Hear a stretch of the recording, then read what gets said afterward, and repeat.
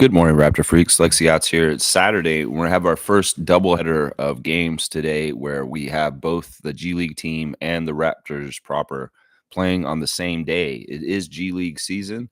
Started last night with a couple of games for other teams, and the Raptors 905 will play their first G League game today at 6 p.m. Eastern in Delaware against the Philadelphia 76ers G League team, the Blue Coats. And, of course, the Raptors are at the Intuit Dome, Steve Ballmer's brand new facility tonight for their one visit there this year against Norman Powell of the Los Angeles Clippers and James Harden, the rest of them. Yeah, and that game's at 10:30 p.m. Eastern time. So we've got a doubleheader right in a row, and I've got the ref report, the latest lineup news, all of that different kind of stuff. Let's get right into it. Excuse me. There's some good news on the injury front, guys. They had a practice interview yesterday with Emmanuel Quickly, very close to coming back. In fact, what they're saying on his injury report is Coach Darko Rajakovic said Quickly practice Friday, and the team is optimistic the point guard will play Saturday versus the Clippers. So he is listed out right now, but that could change this afternoon. It really was. They asked him in the practice interview, is it really going to be like you go to the morning shoot around and you see how you feel, and then you make that decision for later in the day? And he said yes, and he feels pretty good. He looked good in the footage that I saw. Of course, Emmanuel espousing more on the injury that happened to him in the opening night game against the Cleveland Cavaliers. Landing on his pelvis, his tailbone, he said it was very jarring and that he likened it to being like in a car accident, that the way that he had been feeling afterwards, his body was very, very sore and tender from taking that fall without being able to brace himself with his legs or his arms. He just fell straight on his pelvis, and that it's been likened, the pain and the soreness from it is his very much like somebody who'd been in a car accident, is what he's saying. So hopefully Emmanuel's back tonight. Now it's weird if he comes back tonight against the Clippers. It may be less likely he's available tomorrow against the Lakers, but who knows? Maybe he's ready to go and he doesn't mind doing a back-to-back situation. We'll have to see. But Emmanuel, it could very well be he's returning to the lineup tonight. If it's not tonight, I'm going to say for sure it'll be tomorrow against the Lakers if he does not totally come back tonight. Garrett Temple is listed on the injury report this morning. He's doubtful for the game tonight. His back is acting up. It's interesting how Temple and Olynyk's backs are acting up. Maybe they're just like me. They're older. And, when you get older, your back's kind of doing weird things. So Temple is doubtful for tonight. Of course, he was all on the down low, kind of doubtful the last game. But because of the nature of his position on the bench and the really good job by the young players on our team right now, it's not that Garrett has been totally essential on the court. So we just wish him to get better. Jonathan Mobo is listed on the injury report, but he's probable. It is his hip from the hip pointer in the last game. But, he looked really fine in practice yesterday. Michael Grange showing pictures of him on Twitter and saying that Jonathan looks like he has no problems whatsoever, and it doesn't look like he's going to miss any time. So there's another little tidbit of good news on the injury front for our young rookie, J-Mo. Jacoby Walter, on the other hand, will be out for a week or so at least. It is a re-injuring to his right AC joint. And he did re-injure the injury that he had earlier this season already. So in about a week, they'll check in with Jacoby. So no Jacoby Walter. He is out for sure today. Scotty Barnes, of course, is still out because of his eye injury. Bruce Brown still recovering from the knee surgery. And Kelly Olynyk is still out because of his back. So there is our laundry list of injuries. At least good news on Quickly and Mobo. Those are the two that are nice to hear about that. Now, my speculative starting lineup for today's game is, well, if Emmanuel's ready, he'll be out there. But otherwise, it'll be Davion Mitchell, Grady Dick, Ochai Agbaji, R.J. Barrett, and Jakob Poeltl is who I think will be playing for the Raptors tonight. Now, we'll go to the other side of the ball and look at what's going on with the Clippers. Steve Ballmer's team, he does have a few injuries. Of course, Kawhi Leonard is out already this season. He's out for a while. And they are speculating, though, that he is expected to play at some time during the season, but we don't know when that could be. It could be he sits for 3 months. He sits for 4 months, and then he shows up sometime next year or something.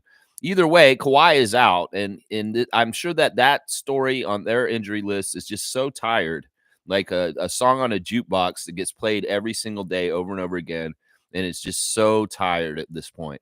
Kawhi Leonard out. PJ Tucker left the team earlier this season and is no longer a Clipper.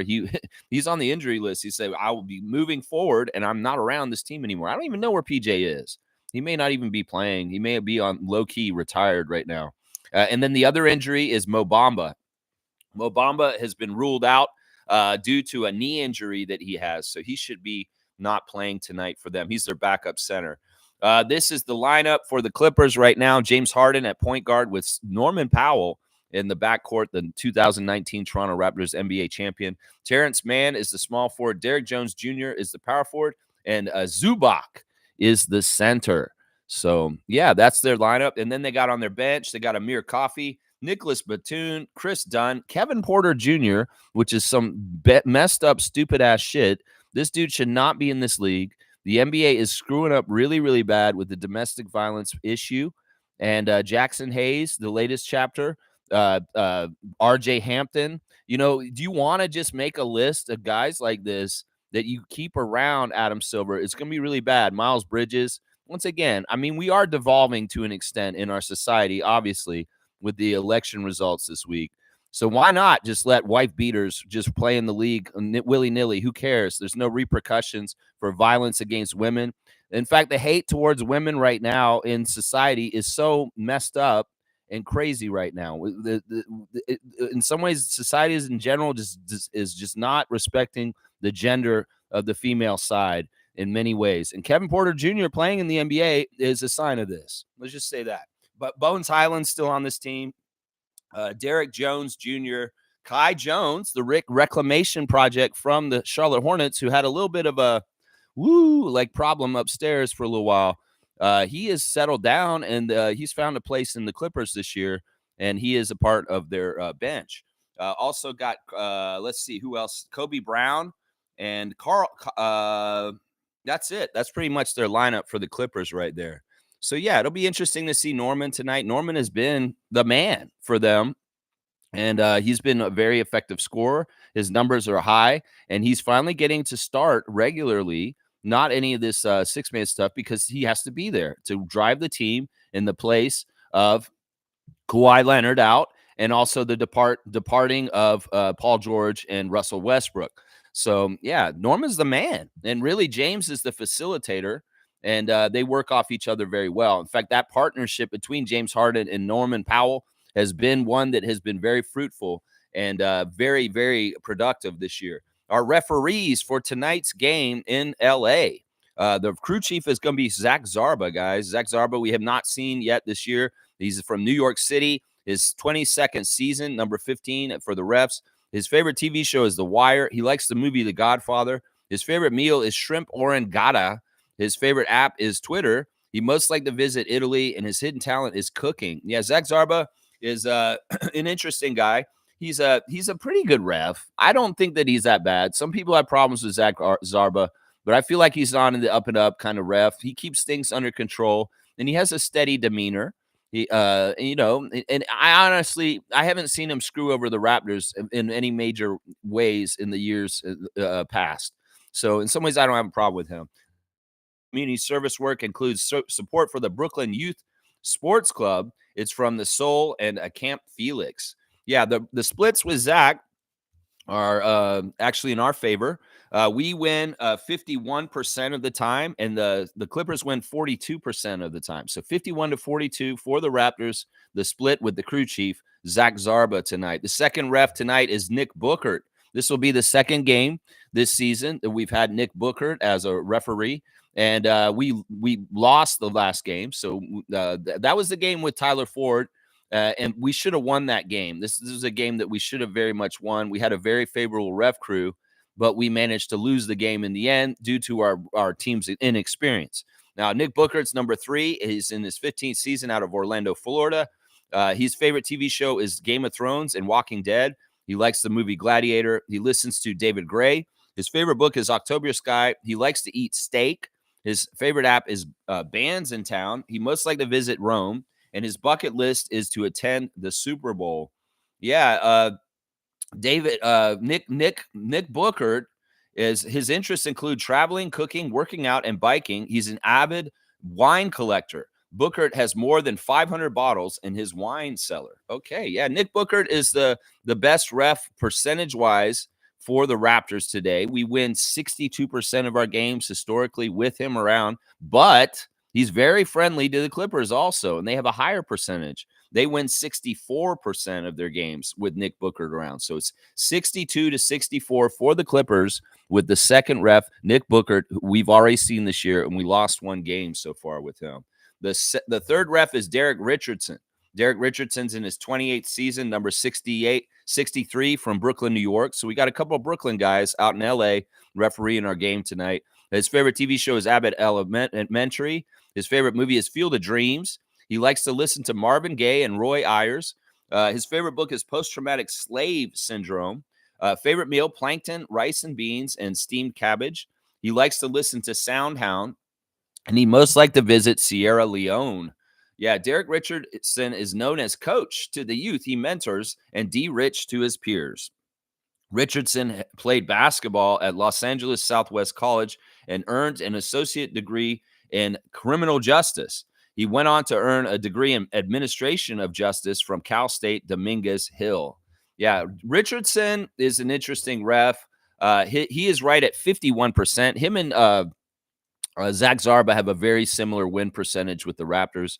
He also favors the Raptors today. The win percentage for the Clippers is 41. So it's 51 to 41 for the Raptors with the third ref, Derek Richardson. So not a bad ref crew. I mean, the two senior refs favor us, which is very interesting.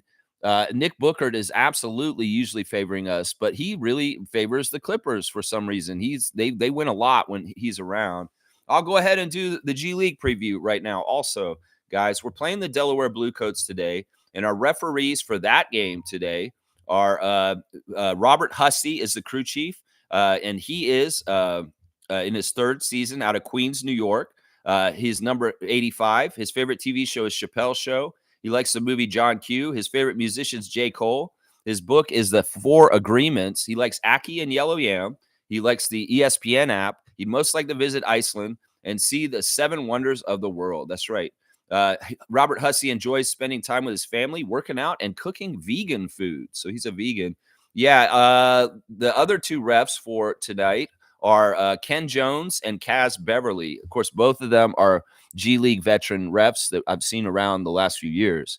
So that's your ref crew for Raptors 905 at Delaware. Robert Hussey, Ken Jones, and Kaz Beverly. Of course, I don't have any percentages for these games for 905 because I don't know where to go look for all this stuff. I don't think anybody's compiling this stuff so that I can do a proper ref report crunch. Now, I'm going to go look at the 905, not the 905, the Bluecoats roster, so I can tell you any key players of note that we can look out for. They're going to face Ulrich Shamshay and the rest of the 905 crew tonight. Former Raptors of note, Jeffrey Doughton Jr. is playing for the Bluecoats. We'll have to see if he's with them or on the Sixers team on their road trip out west. I'm not totally sure about that, but technically Jeffrey Doughton Jr. is the Bluecoat this season. Also, Patrick McCaw, Toronto Raptors 2019 NBA champion, continues to play for the Bluecoats. He's been on that team for a couple of years now, so it's more than likely we're going to see Pat McCaw suiting up for the other side. The brother of Evan Mobley plays for the Delaware Bluecoats, Isaiah Mobley. He is on their team. Also, the standout rookie from last year for the Golden State Warriors, Lester Quejones, is on that team also. So just a couple of the names that we'll be seeing on the court for the Bluecoats against our great 905 team tonight. Just a little bit of a scout on their team. Yeah, so it's going to be fun to have double duty tonight. Both the Raptors against the Clippers and the 905 versus the Bluecoats. Lots of games. Of course, I will be in the chat on YouTube for the Bluecoats game, and I'm sure a lot of other Raptor freaks may be in there chatting and hanging around, like Kareem Thomas and different people. We've done this in the past, and it's been a lot of fun.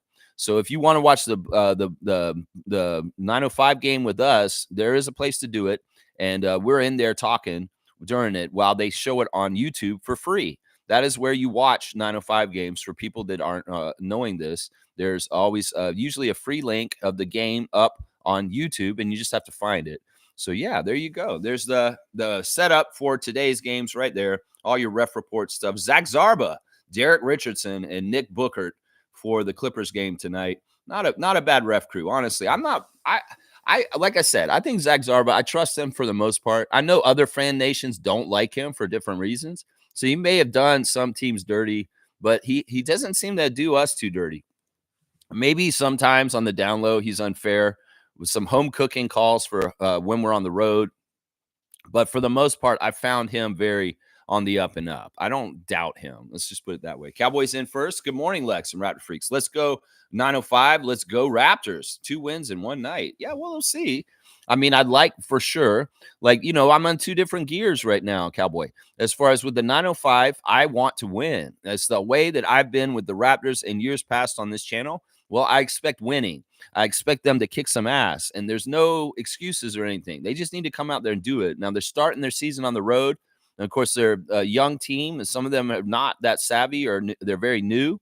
But that team is so stacked with such good talent on it, with our two ways and Shamshay and Dylan Disu, Quincy Guerriere. There's a lot of good talent on this 905 team, and with Coach Andrew Jones in charge now instead of Eric Curry, I have higher expectations for them and their win percentage this year.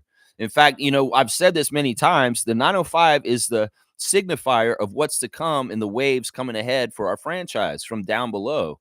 And when they're successful down there, they can bring a wave of success up from the G League into the Raptors organization, what we did to win our championship in 2019.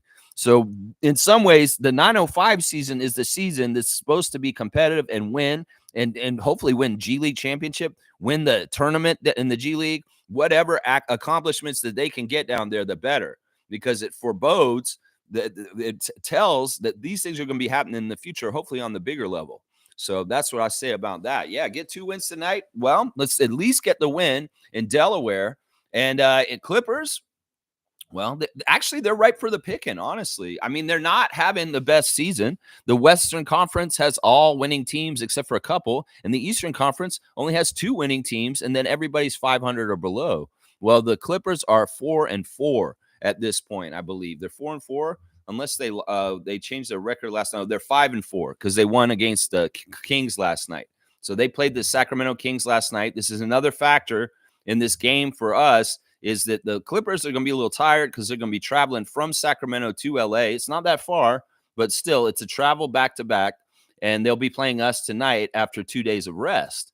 So that is a little bit of a factor in our advantage. They did beat the Kings by 9 last night, at the latest game that ended last night at the end of the night. So we'll have to see if that that back-to-back for the Clippers becomes a factor for tonight, especially with our young legs and our younger team. Maybe we can run old head James Harden off the court with a little bit of extra energy and see if they put up a fight in that kind of way. So we'll have to see. Cowboys saying also did a quick scouting for the first time on the Clippers.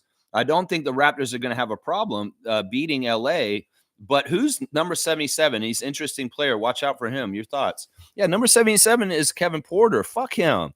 Fuck him. He beat up his girlfriend, and they still continue to let him play in this league. It's a black eye, literally, for this league, that they allow wife beaters to play in this league. Domestic violence against women should be one of the most penalized crimes in this world, because in some ways women have been subjugated throughout the history of time by men with abuse and all kinds of different ways. And in some ways, once again, if we're going to be a civilized society, we need to take care of people instead of victimizing them or making them, doing stuff like this. And the message is so wrong. Kevin Porter should be banned from the NBA for life right now, because honestly, it's not like Miles Bridges. It's not like these other people. He's been convicted. He's been convicted of this. And until Adam Silver takes care of his domestic violence problem in the NBA, people like Kevin Porter being around are a big issue, big issue. And it's literally one of the biggest blind spots for the very progressive NBA with their politics and stuff, that they allow domestic violence people. Now, I know a lot of this is complicated because the union has a lot of say about protecting the players and their ability to play. And that in some ways their argument is innocent until proven guilty, which is the right way to be in society. But when there's so much evidence that's right in front of you, whether it's like pictures of these women with their faces all busted up, whether it's recordings that they're making of these guys doing this kind of stuff to them, in some ways the evidence is there. And, they can pay really highfalutin lawyers a lot of money to make it all go away, but they're still playing in the league. But we all know that they're doing this shit and they are guilty. So Kevin Porter Jr., two-finger salute for you. I don't give a shit how good he is, Cowboy. I don't give a shit about his talent on the court because he's a dirtbag and he shouldn't be in this league. It's a privilege to be in the NBA. And in some ways, some of these guys should not have that privilege, is what I would say about that. So UC's here. What's more surprising for the Clippers? James Harden looking like Houston Harden or Norman Powell having a career year in his 10th season? I don't know if either one of those are surprising to me. The trends with James Harden have been showing in recent years. Since he left Brooklyn, he's been way happier in the Clippers. And really what he's modified himself to is he's continued the evolution of his game that he started in Philadelphia with Joel Embiid. Because what happened when he went there was he started to become more of a point guard. And his assist numbers just ballooned. The guy can get like 15 to 20 assists on a certain night just because he's looking for people and he has a very top level passing skill. Well, Norman is the outlet for him right now. And the partnership between Harden and Powell is very kind of fun to watch. These guys have spent a lot of time together at Rico Hines runs in different places, and they have a real friendship over time. And I feel like the chemistry between Harden and Powell is really, really good. Now, the stuff with Norman does not surprise me at all. I mean, we've known that he's always been a very aggressive a scorer that goes to the paint and does all this stuff. His shooting has been always pretty on point too. These guys get out of the way because of injuries and trades. Well, they need somebody to carry. And in some ways, Norman, even with Kawhi and Paul George around, was carrying his own weight scoring off the bench and was a big reason why he was a sixth man of the year candidate the last few years. Well, that's not going to be a contest he's going to be running for this year because he's a straight up bona fide starter. I know that Norman is very much relishing this role because in some ways, like you said, after 10 years, he's finally a starter in this league on a regular for sure basis. But it doesn't surprise me. The ability of what Norman's doing is just like what he's always shown. It's a little more time and it's just getting a little bit more and the stats are inflated. Neither thing surprises me at all. And it's not really Houston Harden. This is like assist point guard Harden. And he can fill it up and score for them too, but he's more oriented to setting up his teammates at this point. Great question, Yuzi. Thank you for the question. Mo's here. Good morning, Raptor Free crew.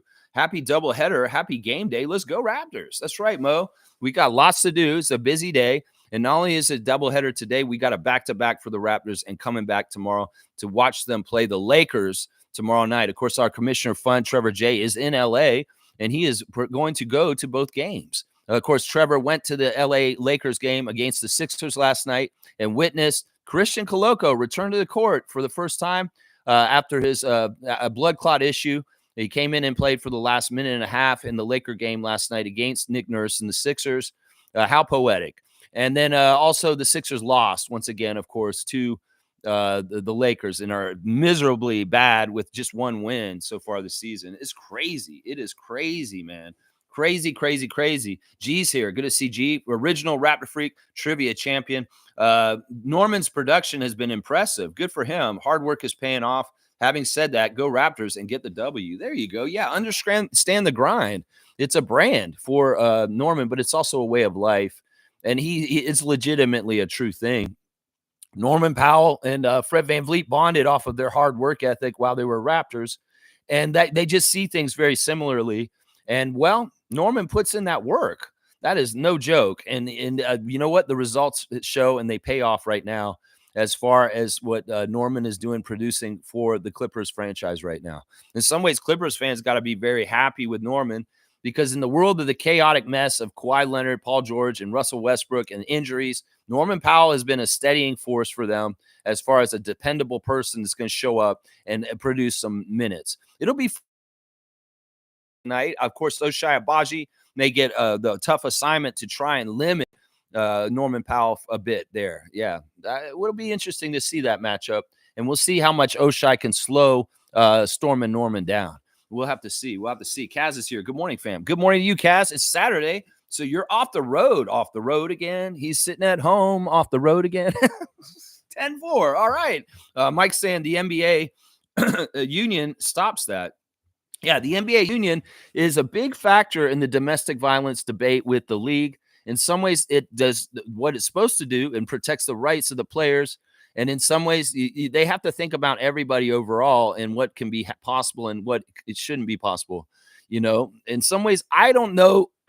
In some ways, it's a weird thing because we don't want to vilify these young men in general, because it's sometimes, yes, it's true, there will be some altercations that get blown out of proportion, and they are like, there's maybe a vindictive partner that's doing some things, but often the things that I'm seeing in the evidence of this stuff, like the recent RJ Hampton and the Jackson Hayes issues, there's very much good documentation of the abuse, whether it's the guy yelling at them or hitting them. And it's there. I don't understand why these aren't slam dunk cases where it's like, the prosecutor going to just say, yeah, you're on film for this, and there's the black eye, and we have the medical records and stuff like that. This is the issue with Miles Bridges. This is the issue with Kevin Porter Jr. When we think back to our time when we had an issue like this with Terrence Davis Jr., that the documentation of that was fishy. It was basically like he took a phone from her and threw it or something like that. I don't even know exactly what all the details were with Terrence Davis II, as far as when he was a Raptor and his little incident with his significant other in New York City that summer. But some of these cases have very blatant evidence that this is a problem. Josh Primo is another example in another weird way, with him exposing himself to his therapist. That was very well documented. Well, he almost found his way back into League Two. He may be in the league actually right now still. I don't know. It's a weird situation. In some ways, you want to look at the rights of the individual with innocent until proven guilty. But also at the same time, when it's a cold case, like somebody's a felon and they're a criminal, they should go to jail. And yeah, there's somebody else that's a felon that should be going to jail too. But instead, they're going to go to the White House, which is absolutely nuts. And it's crazy to me. All these dumbasses that voted this week are all upset today because they didn't realize that voting for the idiot will actually raise prices on everything. And that means for us too, guys, because the tariff system that he's going to do is going to be passing the cost on. And now all these people are like, wait, this wasn't the right economic choice. It would have been better to pick the other side. Oh my gosh, I'm a dummy. Yeah, you are. You're stupid as fuck. That said that he would be better for the economy. That's not true. It was never, ever true. And prices of groceries and gas and everything else are going to rise because of the decision that was made on Tuesday. And that's just the damn truth. You can't argue with me on that. That's just the damn truth. And all these people said that's the issue why they voted the way they did. Well, you guys are stupid. You are fucking stupid because you didn't understand that that guy is in for the people like him.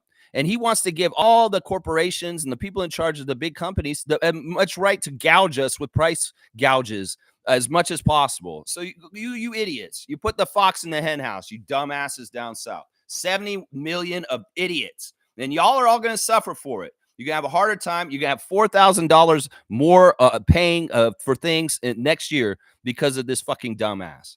I'll keep going, man. I'll keep going on that. Cowboys saying lock Powell, Harden, and number 77. We're good, Raps. Win by 11. Yeah, I don't even know why you're calling him number 77. Why don't you just call him by his fucking name? Dirtbag fucking wife beater. How about that, Cowboy? Call him dirtbag wife beater. That's what I say right there. Fiercely saying good morning, fam, and happy game day for real. Norman is now a starter and scores a lot. So, yeah, he needs to be clamped. I heard Jeff Gundy is now an assistant coach with the Clippers. Yeah, I mean, Jeff Van Gundy has been a consultant for many teams over the last few years without being a full-on coach for any staff. He was a consultant for the Celtics last year and a part of helping them win the championship. So he's been active in doing stuff like this. So he's involved with the Clippers this year. Okay, that's interesting.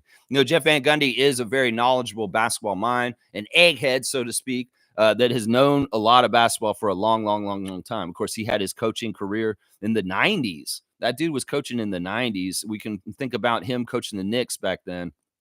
But yeah, that's pretty good hire. Steve Ballmer, he spares no cost. Whether it's his arena and all the bathrooms, he brought in people like Jerry West in the last few years to have more of a brain trust around the team and helping them do what they do.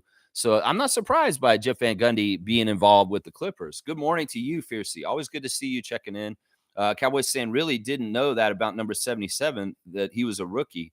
Yeah, he's not a rookie. He's not a rookie. He's been in this league for like 4 years or something like that. And he's been kicked out of the league. He's been suspended. And for some reason, he's back in the league right now. He was actually not in the league last year, but yeah, he was on the Houston Rockets like 4 years ago, Bradley, and yeah, he's very much a convicted domestic violence person. And I don't know with you. I don't know what's going on with you in all these ways. I mean, in some ways, I feel like Bradley hates women. So it's like, why wouldn't he be so happy about Kevin Porter playing in this league right now? Because of, Bradley's political views that I can just espouse. Like, that side hates women, hates black people, hates immigrants, hates trans and gay people. I mean, this is all true. So you got to figure out who you're lining up with on which side of the ball on the playing field, on the football field, Bradley.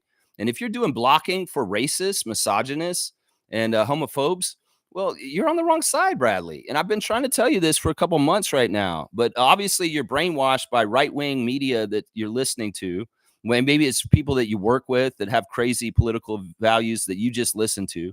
Because I thought you were a nice young man. I just really don't understand your heel turn this year as far as going into being a Trumpster. Because honestly, you're smarter than this, Bradley. And I've lost so much respect for you in the last 6 months. Let's just put it that way. Carlos saying, morning, Lex, and most gracious freaks. Good morning to you, Carlo JS. Good to see you. Isaac's got the tractor out. All right, Isaac, he's come to farm today. Benevolent Campbell. That's right. What's going on, my guy? Yeah, Cowboys saying, what? That Grange asking IQ those dumb questions, shaking my head. Oh, I know. Now, on the practice interview, this is hilarious. IQ's keeping it real, and I appreciate him for this. There's a lot of dumb questions by our media, and he straight up tells him that. It was like, one of the questions was, this is so funny. He's like, all right, how do we do something about the Raptors fouling the other team so much? And IQ just says, we got to stop fouling them. Like, what? It's not anything that it's a foul. If you hit the guy's hand, it's a foul. We just have to stop doing that. And it's like a dumb question that gets a dumb answer because it's a dumb question that should have been asked. It's like, in some ways, like, as much as we've had a team for 30 years in Toronto in the NBA, some of the press people are not educated on basketball. Some of them you can tell, like Chelsea Late or whatever. There's a couple of them that just don't really have an experience with basketball in a real way. So they ask really dumb questions, and it really does become kind of like Mad Magazine's snappy answers to stupid questions kind of thing. And the thing with Q is he doesn't even like mask his like disdain or like, you are so stupid. Like, why did you ask this? And yeah, Grange had a dumb question too. But yeah, it's funny because you can tell he's kind of like, all right, I'll do this because I'm obligated to do a media thing with you guys. But also at the same time, he's like, no nonsense. It's like, and he doesn't hide like that. You're dumb for asking that. Like, the foul question was the one that stuck out to me. But there were like 2 or 3 questions in the interview yesterday that were like, yeah, that's dumb question. And IQ made you feel like it because of the way he answered it, which is hilarious. Cowboys saying we're gonna get a 2-game win streak starting tonight. Thank you, LA. Let's go Raptors. Okay, always optimistic and upbeat, which is amazing and appreciated for that at least. Let's see. Kaz is saying, why does Grange always get to ask the first question? That's not always true. It depends on who's there. Sometimes they do it by seniority. Like, often Doug Smith will be the first person who asks the question back in Toronto when the more the media scrum is around. But if they're on the road and Rogers is covering the games, they'll put their Rogers guy in there to ask the questions first. Now, also, those practice media scrums are usually very limited people that are actually there. Like, you see Kayla Gray, and you'll have Kayla Gray and maybe Savannah Hamilton and Michael Grange there, maybe Josh Lewenberg or Aaron Rose. But for the most part, those away road trip West Coast, well, there's not as many media from Toronto that are going to those games because it's so far and costs money to send those people over there. So it's usually the broadcast crew that'll be there, like the sideline reporters like Kayla and Savannah. And then also Michael Grange may be there because he has to do some insider expert stuff. So that's often why Grange is asking the question first, is because he's on the road. And whereas like a lot of the other people like Samson Folk, William Liu, a lot of those guys, William Liu is actually there though. I've seen that he's in LA right now, but that's part of it there. It's also they go by seniority to a degree.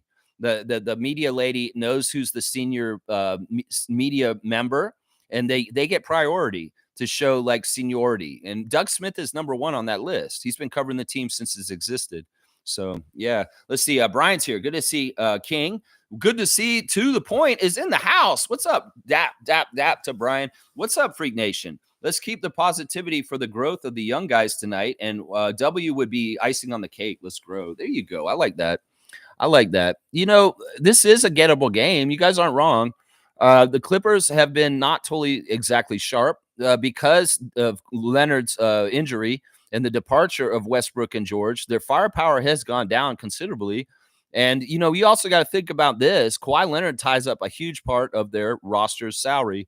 And once again, when you have main players like Tyrese Maxey, Scotty Barnes, Kawhi Leonard out, it makes that team suffer for their how well they'll do, partly because of the parity and the way that the new salary cap is up. So that's the thing is like, you know, you have main big time guys who make a lot of money in your salary cap out. Well, your team should be not as good as the other team, partly because of the way the NBA is structured now. So they're gettable. They're gettable. And they're, like I said, they're at the bottom of the Western Conference. They're not even in the playoffs right now, I think, statistically, even though they're 5-4. Meanwhile, the team that's in third in the Eastern Conference is 4-4.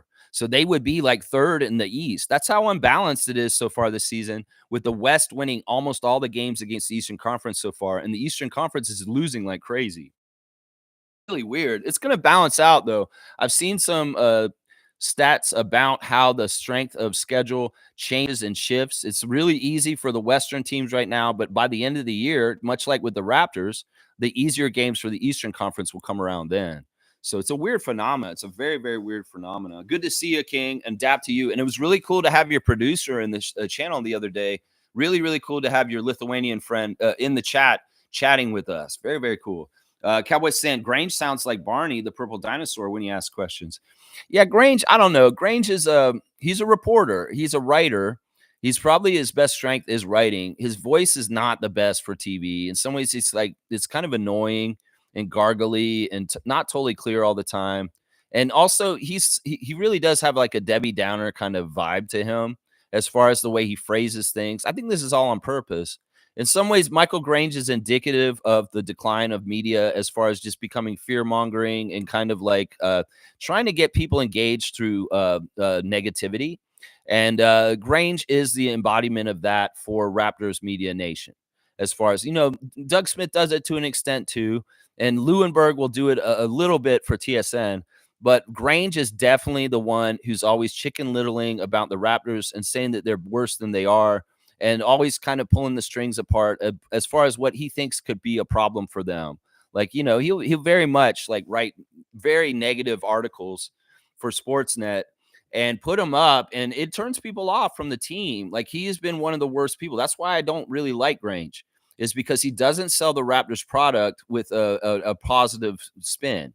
He's very much sometimes negatively spinning them. And that's part of the reason why in the past, some of the players and coaches have not been very much big fans of his. You know, we got to remember, Grange is the one who wrote in 2015 about Masai Ujiri going to Washington and caused a whole big stir about our front office and Masai leaving and him saying, oh, it's just going to happen. He like had predicted it and was betting on it. And, you know, that wasn't anything anybody wanted to hear. And it caused problems for Masai, I'm sure. And yeah, fuck you, Michael Grange, for saying that 10 years ago. Well, where the fuck is Masai now, Michael? Yeah. And in some ways, your credibility should have been shot from that. Once again, also, I'll bring this up. And Vince gave him credit for this. Part of the reason why we fix things with Vince is because of Michael Grange. Michael Grange wrote an article around 2014 when we had that the nice moment with Vince when he came back on the Grizzlies and we cheered for him for the first time after 10 years of booing him relentlessly. And Grange wrote an article basically saying that Vince Carter deserves honoring by the Raptors for what he contributed and stuff. And he kind of opened the door to try and Vince gives him credit for this. So in some ways, I mean, that's admirable in some ways because we've gotten to this place at this point. But also at the same time, Grange is not for Raptors or Raptors Nation. Fuck that guy. Fuck that guy. Vince, of course, did a interview in the last couple of days. He was on that show with Beetle and Lou Williams and Chandler Parsons. I don't even care. I think it's called Run It Back or some shit. And, he's very different when he's on the media in the stateside. This is something I've been telling people for the last couple of years. It's very much is like he buys into Kendrick's song and he doesn't think that we're like him, just like the owner of the Kings. And in some ways, he talks about it in a weird way. Like, oh man, they actually brought up how much we booed him and how much we were ops with Vince on that interview. He didn't talk about it at all in the Canadian media about that aspect of his jersey retirement. And Vince was weird, man. At one point, though, he did admit that the boos for Paul, unlike him, the boos for Paul George were unjustified because they talked about that. They were like, what did you think of Paul George coming back to the Clippers and getting booed this week? And they were like, you should know about this. And he's like laughing. He's like, yeah, I know about this. And they're kind of making fun of how much Raptors fans hated Vince for like a long time, for like 20 years. He said, yeah, I've been known about this for about 20 years with Toronto. See, that's the thing. Young people and a lot of people just don't understand how bad the relationship was between Vince Carter and the Raptors. And for us to be at this point, it is really kind of amazing because in some ways, he didn't really apologize. He hasn't really been held accountable for his part in the whole thing, and he's getting out away scot-free with it. And in some ways, that's why I'll never wholeheartedly celebrate him as a Raptor in his contributions because I understand he's still kind of full of shit. And if you watch the interview of him on Run It Back with Beetle and Lou Will, you'll get those feelings and you'll understand exactly what I'm talking about. Now, Lou Will's more of a real one for Toronto, and in that interview, he very much stands for us. And says some things like that. But Vince, he's dubious. He's dubious at best, his loyalties. In fact, in the interview, it sounded like he's more rooting for the Bucks and the Sixers than us. He's like all sad because the Bucks and the Sixers are not doing as well as they should be, but with the Raptors, he's just like, oh, they're supposed to be bad because that's just where they're supposed to be in the NBA. That's really how Vince thinks, y'all. You got to understand that. He's not rooting for our team. He's not rooting for the Raptors to get another championship. He's not like other alumni, like, former Celtics. They want the Celtics to win championships over and over and over again, but not this guy. This guy's going to be he's our first retired player jersey. And he actually doesn't root for our team. Do you guys understand this? That's what I've been trying to tell the young people. In some ways, he doesn't have to, right? Because he's retired and in some ways, whatever. And he played for so many teams in the league. But in some ways, that's what I want to use for a criteria for why we would retire a player is whether they're with us, whether they are for our team, whether they are happy if the Raptors win the Eastern Conference and go to the finals and win a championship again. Because Vince isn't like that. In some ways, the way he acts about when we won the championship, he says stuff like, oh, I thought I'd never see this day. Oh, I was so surprised that the Raptors beat the Warriors. Yeah, because you, just like Paul Pierce, were probably thinking the Warriors are going to beat us in the finals when we got the finals, and you were never rooting for us to beat them. And then when we did beat them, you're like, oh, okay, well, I'm a Raptors alumni. I'll get in on this and celebrate with you guys. See, that's the thing. He's not a real one with us. He doesn't ride or die through our ups and downs. In some ways, he talks about our downs and pushes us down through the media. And in some ways, you'll see that in the Run It Back with Beetle and Lou Will. I'm telling you right there. That's what you see right there. That's right. That is right. Let's see. All right. Mo's saying a 10th season for Norman. Can't be more happier for him. Wonderful guy in person, too. Got a few pics with him in Toronto. Yeah, Norman's awesome. I mean, Mo, who do you not have pics with? Mo's got quite a collection of former Raptors and current Raptors that she has gotten pictures with over the years. It's fantastic. Yeah, Norman's awesome. Norman had a little bit of a weird moment with the Raptors fans because he said something a little bit out of pocket at one point.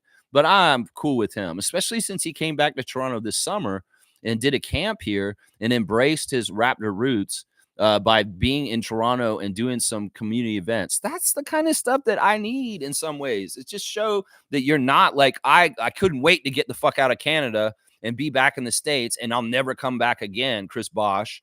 That's the kind of thing that makes me feel like this guy is for real with us. When JYD is here all the time, that makes him go elevate in like the great alumni of the Toronto Raptors. Muggsy Bogues, always here. Charles Oakley always shows up. And that's why these guys are the beloved guys that are true Raptors for real with us. They have allegiances to other teams too, but they make sure that the Raptor allegiance is still very prominent and important because they're smart. In some ways, it's smart business. In some ways, it's also just being a real one. JYD, Muggsy Bogues, Charles Oakley, these guys are real ones for our team. And that's why I love these guys. I love these guys so much. Norman is a real one too. And a lot of those championship guys should be. A lot of them are. Even if Kawhi isn't, fuck Kawhi, he's stupid ass shit. In some ways, Kawhi is so dumb. Once again, we're talking about low IQ people today. He's so dumb that he doesn't understand what he's leaving on the table. It's like people have said, dude, you were a god in Canada. You could have been like on the money up here because of what you did on the Raptors for 1 year, but you threw it all away. And not only that, he's missing out on future financial possibilities because he's just turning his back on Canada. But see, this is the thing. Kawhi is one of these people that looks down on our country compared to the United States. And that's part of the reason why it is this way. Vince is the same too. Let's just put it that way. Kaz is saying Lex on a heater this morning. Yeah, I mean, I got the heat on. It's like 0 outside.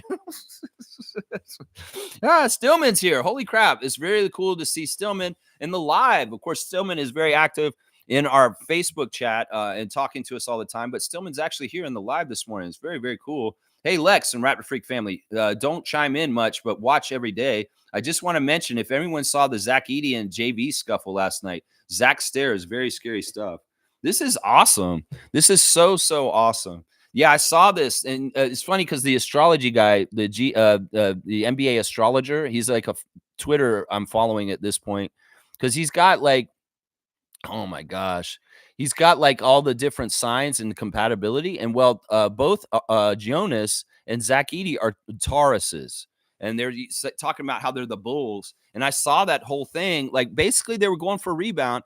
And Jonas Valanciunas put an elbow into Zach's face, and he hit him. He's like, "Welcome to the NBA, rookie." Bam! A little bit of hit in the face, and Zach, man, he gave him a look and pushed him back, and he stared him down.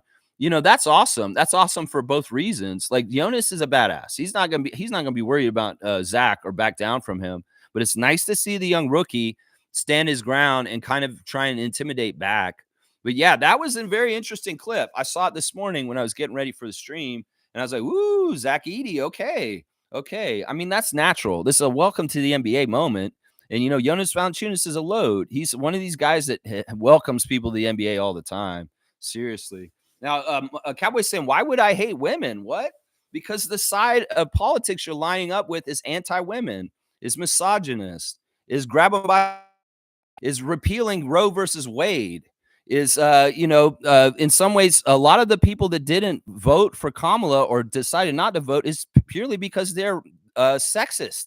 Seriously, in some ways, this is the sad thing, Bradley. If you line up with Nazis, you're a Nazi. And well, if you're going to line up with the people that hate women, you're going to be branded with that because that's what this is. In some ways, a lot of people in the United States either didn't vote or voted for Trump because they can't stand having a woman in charge of the country. So you've got to understand this. She was the better qualified person. She was the best thing for the entire world. But because some people are sexist, because some people just can't wrap their head around having a woman in charge, they couldn't either vote. Some of them were Democrats like me, but I voted. I have no problem voting for a woman. And then the Trump people, a lot of them either voted because they didn't vote for her because she was either a person of color or because she was a woman. Don't get it twisted, man. There's a lot of traditionalness that is on the rise right now where people are like, I don't like this trans. I don't like these. I want family values. I want family roles. Men should be men, and they should be the men like they were in the 1950s, and the women should be barefoot and pregnant in the kitchen. Well, progress is going to happen either way, and women should rightly have equal rights. So, Bradley, once again, if you're going to go to the Nazi rally, you're a Nazi, bro. And that's just the damn truth of it. So you go ahead and say, why would I hate women? What? Well, your side hates women. And it's just very, very evident. And if you don't see that, once again, I'll say, why are you so low IQ right now? I know you're a smart guy. Why are you so dumb right now? Like, who the fuck has compromised your brain to make you think like a MAGA person right now? Seriously, I don't get it. And you're not the only person in my life that I have these issues with. My good friend Steve, who I know is a great guy. I love Steve. He's been one of my best friends for years. He's fallen into a right wing voice box somewhere that making brainwashing him too. You guys got to understand, there's some people out there paying a lot of money to shape minds, and y'all are getting falling for all this shit. You guys are suckers. And it's sad, man, because I know you guys are smarter than this and you have better critical thinking skills than this. But if you want to just get in there and be like, well, Trump this, Trump that, he's so awesome. Well, I can't do anything about it. All I can do is be a voice of reason and try and plead with you to get your head on straight and understand this dude is a fucking con artist and he conned your ass, is what I'm going to say. So, I mean, there you go. Mike's saying tariffs on Chinese steel and electronics will make the North American factories able to compete in the market, creating jobs. And he's lifting the ban on fossil fuels that will drop the inflation. Yeah, none of that's good, Mike. That's not good. In some ways, you're saying that the tariffs are going to do that. That's bullshit, Mike. That's bullshit. Are you like you're on the other side? The media simply loves to simplify things to scare people. No, no, no. The rise in costs in the last 4 years were not because of the deficit that Trump built in his 4 years. Anyways, everything is cyclical in 4 years after. So all of the great things that Obama did were evident during the first year of Trump because that's when they hit. But all the shitty things that Trump did in his first presidency were the things that Biden had to clean up during his presidency to fix it. Now, Biden did a good job in the last 4 years of fixing things, even though everybody thought he didn't, and they voted against that party. They're going to see this. In some ways, there's going to be some benefits in the beginning of the Trump administration, but don't get it twisted. That is all from the administration before building it up. And whatever happens at the end of Trump's administration, if there is an end, because this motherfucker wants to be a dictator and he wants to get rid of voting, in some ways, he might be the president for like until he dies because he's a dictator and he's going to try and change the Constitution. And in some ways, he has all the power in the world to do it at this point, even though it's not constitutional and it's not what democracy is. See, this is the thing. You guys don't get this. You can go ahead and bring right-wing talking points at me, Mike, with this bullshit. But the truth is the truth. Prices are going to rise for the middle class, and we're all going to feel it. And in some ways, indirectly up in Canada also. So, yeah, you can say, oh, the media is making this worse. No, that's not true. Because think about this. If Donald Trump is like Montgomery Burns, he's only caring about the rich people like him. And he wants to allow the very, very rich people to make as much money off of the main bulk of the people. And he will do that. He did it completely in the 4 years that he was already president. He cut taxes on the ultra rich. He raised taxes on everybody else. And he helped the 1% and the corporations and the people at the top price gouge us, especially during the pandemic. So, man, you guys can go ahead and bring your right-wing echo chamber bullshit talking points in here, but realize that I'm not in those echo chambers with you. I can think for myself, and I can see what's happening, and the evidence is already there. It's already there. Fiercely saying not only convicted DA, but this guy also had multiple temper tantrums with the Cavs. Hang on, you're talking about Kevin Porter. Hang on, it jumped. Let me get back to the right spot so I don't miss any comments. You know, we're kind of all over the place. Not only convicted DA, but this guy also had multiple temper tantrums with the Cavs, hence why they shipped him to Houston. I'm just glad our front office pays attention to who they affiliate with in the culture. Yeah, I mean, in some ways, as people say, we're woke or something like that. It's good because it's progress. And in some ways, we need to be better in civilization as time goes on, instead of degenerating to what the other people want as far as things. I get it. Some people are sick of the changes in gender roles because of equality for women and stuff, and they really feel like women should just be subservient to men. That's the mentality of the other side. And in some ways, we can't do this. The genie's already out of the bottle. How can you crush the dream of women that want to be independent people and live their lives free of men just in case? No, the women don't want to have to be relying on men, because in some ways men can be abusive and controlling and keep women kind of like a Dobby in their house. I mean, I don't understand. Nobody will understand this kind of perspective unless they're a woman. So it's kind of a weird situation as far as I don't mind traditional values. I think in some ways it is nice when you have a man and a woman, and it's kind of the way it's been in the past. but women should be able to work and have the same rights as men. And that's a big part of it right there. That's a big, big part of it. So yeah, I mean, Kevin Porter is just a bad person. And in some ways, I'm shocked that he's still in the league, honestly. And I think it's weird that Bradley's bringing him up and talking about him. Is it just because you saw him hooping and he was playing so good on the game in the game, or is it because you're trolling me with a wife beater? And that's what I'm wondering, Bradley. Everything you're doing right now, as far as I'm concerned, is trolling. As far as I'm concerned, Bradley. I mean, you're just a troll to me at this point. Daniel saying, morning, everyone. Good morning to Daniel Barry, Sports Highlights. That's right.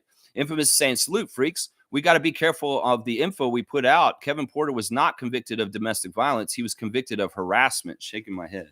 Okay. Well, I mean, I don't know exactly what I know he's convicted, though. That's the whole thing. And, once again, I'll say this, Infamous. That the way that these guys got so much money, they pay lawyers and they get things changed. I know from myself and my own background with committing crimes. I have all my crimes were around drunk driving. And I'd pay a very good lawyer, and they get I would have done the crime, but they made it lessened or changed the charges, so it's a lot less. And it's not as bad on my record. They take a DUI and change it into a careless driving. There's that kind of shit. If you have the money, you can pay to get out of shit.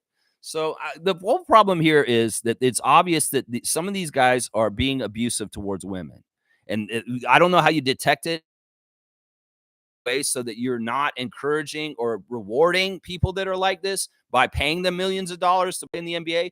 To play in the NBA is a privilege. It's not a right. And in some ways, some of these guys coming in acting like it's a right and just willy-nilly beating their women, well, there should be repercussions. And in some ways, this is a real big blind spot for Adam Silver and his league. That's right. Mike Sand, that's probably why he's fine at the moment. Yeah, the union can justify things and do this and do that. Hopefully, you know what? I say also people can be redeemed if they go to therapy and they change their behavior and this isn't a problem anymore and they get a second chance. I can get behind that.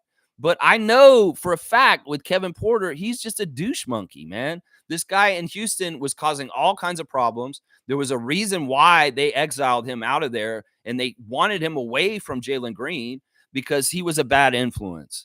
And well, the Clippers are crazy. In some ways, Steve Ballmer is like, oh, we'll just get whoever's the most talented. They've been reclaiming a couple players in the last year that have had dubious issues. Kai Jones had mental health issues. He's playing for them now. And in some ways, that's a nice story because in some ways, he was in a bad place with his head. And well, hopefully he got help and he's in a good place. Josh Primo even came to the Clippers in the last year or so and was playing for them for a little bit. So it's like Steve Ballmer has an open door to dubious people because in some ways he only cares about winning and he just wants to get the talent in the door is what's going on right there. Yeah. Chris comes here. I'm feeling a Raps win. That'd be great. First visit to the Intuit Dome by the Raptors. Maybe we can get a win inside that building. It's very cool how he set up a section just for their fans. Like you can't wear Raptor stuff. Trevor, don't go sit in that section and wear a Raptors jersey. If you have seats in that fan section that Steve Ballmer built, they'll not let you sit in your seat if you're wearing Raptors gear. In some ways, I like that. I wish that we could have that in our arena in certain parts of the section too. Like it's on the end court where it's like the whole part from the court side all the way up to the rafters is only Clippers fans, and they have to be wearing Clipper apparel. If you wear any other teams or any other stuff like that, they won't let you sit there. That's kind of like fascist, I guess, and controlling in some ways. But in some ways also it's admirable because it's kind of like we want to reward our real true fans, our real ones, and give them a section. And also that section is priced lower. So that plan that they're doing out there could very well be something that other teams can implement. And I wouldn't mind if the Raptors did this. In some ways, that may be one of the solutions for Mike Roach's rant about why the real fans aren't coming down the arena. You make an affordable section for true Raptors fans. None of these jackasses coming down in Lakers jerseys and Golden State Warriors jerseys. You have to be a Raptor fan. So if you sit in this one section of the arena, and we will lower the prices for the real ones to come down there. I think Steve Ballmer's onto something. I think he's onto something for that. Yeah. Yeah, Blackhawks here. Logical Raptors fanatic. The fossil fuels are controlled by a monopoly. They're not going to bring the cost for fuel low enough to lower inflation. Once you pay, the goal is to make you continue to pay. Well, that's the other thing is some of these savings, they don't go to our hands. They are just a part of the GDP, gross domestic, the gains for the company. They don't pass down these savings from the top, guys. They have to give the savings to us directly at the bottom as the consumer. These big companies get subsidies and get all kinds of money to help them out. Do you think we see any of that? No, it goes into a stock buyback and they enrich themselves and they increase their profits for that quarter. Yeah, don't be duped by this. If they're doing anything nice for the corporations, none of those savings or things. And the funny thing is, it's our money. It's subsidy money that we pay in taxes that go directly to the top there. And then all of a sudden, CEOs are getting huge salaries and balloon payments on their way out when they're disgraced and did something shady or something like that. It's all this stuff is happening this way. And trust me, they're not passing any of the savings to us. They're passing us all the costs and we will pay for them ourselves. That's how it works right there. Nameless saying, what's up, beautiful people? You're all beautiful, all of you. All right, bellissimo. Bellissimo, my paisano, my Italian teacher. Mike's saying, Blackhawk, the cost of fuel for food transporting is raising the price on fruits and vegetables. Limiting energy made it more valuable. The monopoly wants the current. Listen, don't get it twisted. We don't control anything about the cost of oil in this world. OPEC does. The Middle Eastern countries do. And if anything, the politicians will try and like do some. I think that this is the thing you're missing, Mike, on this is the other way. The other argument is, and this is the sad thing that's going to happen in the next 4 years, is all environmental regulations are going to go out the window. And part of the reason why we're trying to do clean energy and trying to fix this is because we do have a serious problem globally with climate change. Now, we can talk about the imaginary system of money and all this bullshit and the greed and the accumulation of huge amounts of money by corporations and the ultra rich, but it's not going to change the environment getting degraded and our atmosphere getting more and more CO2 in it, and the change of our temperature and the dangers of all that. And that's why, even though, Mike, you're saying, oh, he's going to open up fossil fuels and do this stuff, that's not a good thing, because some of the decisions that have been made about fossil fuels are within mind for the future of our environment. So, yeah, that's a short term, like good fix or something for money for the companies, not for us. And it's horrible for all of us. And we pay an even extra cost with the degradation of our environment and our air and our water. So, I mean, this is not a good thing, repealing or opening up fossil fuel, like you're saying. It's not a good thing. You think it is, but it isn't. Trust me. Let's see. Blackhawk is saying U.S. is lacking the manufacturing to benefit from a tariff-based system. Why? Because U.S. senators made it possible for manufacturing to move overseas. It will not come back overnight. Yeah, I mean, in some ways, this is getting a little bit out of my area expertise, economics, and those kind of things. But yeah, if the American system should have been more investing in American made and not going to look for cheap labor in other countries. In some ways, there was like cheap fixes to look good by politicians in the past that opened those doors, and it wasn't a good idea. In some ways, the manufacturing strength of the United States is not where it was in decades past. And yeah, I could see this being an issue as far as things that, once again, tariffs are not going to help anybody except for the rich. They will get their profits no matter what, and they will pass all the costs to the consumer. And that's why the prices will rise, just so y'all know. Fiercely saying, thanks for clarifying, Infamous. It's still a bad look for him, how his value declined due to his attitude in the locker room. Well, I can tell he's a knucklehead. First of all, he doesn't take things seriously. First of all, Kevin Porter Jr. is an extremely gifted athlete. He has crazy ups. He has very, very good basketball skills. But in some ways, he's a knucklehead. And he has a lot of really he's just immature. Let's just put it that way. He does a lot of things that are very immature, whether it's talking trash, whether it's his antics around the team, whether it's possible domestic violence issues. So in some ways, the NBA has got to stop bringing in kids that are totally immature and giving them the NBA life and all that money when they're not ready for it, honestly, because they're not adults. And Kevin Porter Jr. is a good example of this. He's a good example of this. Carlos saying this is a great opportunity for Canada to get off from the U.S. shadow economic and security wise. Man, in some ways, I wish that would be like feasible, but I don't know if that's actually possible. We have such a shared border with them. Our economy is so intertwined with the United States economy that, I mean, I don't know if this is possible. It's not like we can be isolationist and just say, yeah, we're not doing this and this with you guys anymore. We have to, because we have the longest peaceful border with any countries, between any two countries in the entire world, between Canada and the United States. They are our neighbors, whether we like it or not.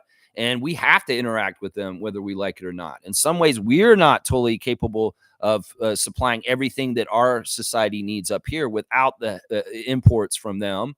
And, in some ways, there are things that we have to rely on from them. And in some ways, they have to rely on some stuff from us.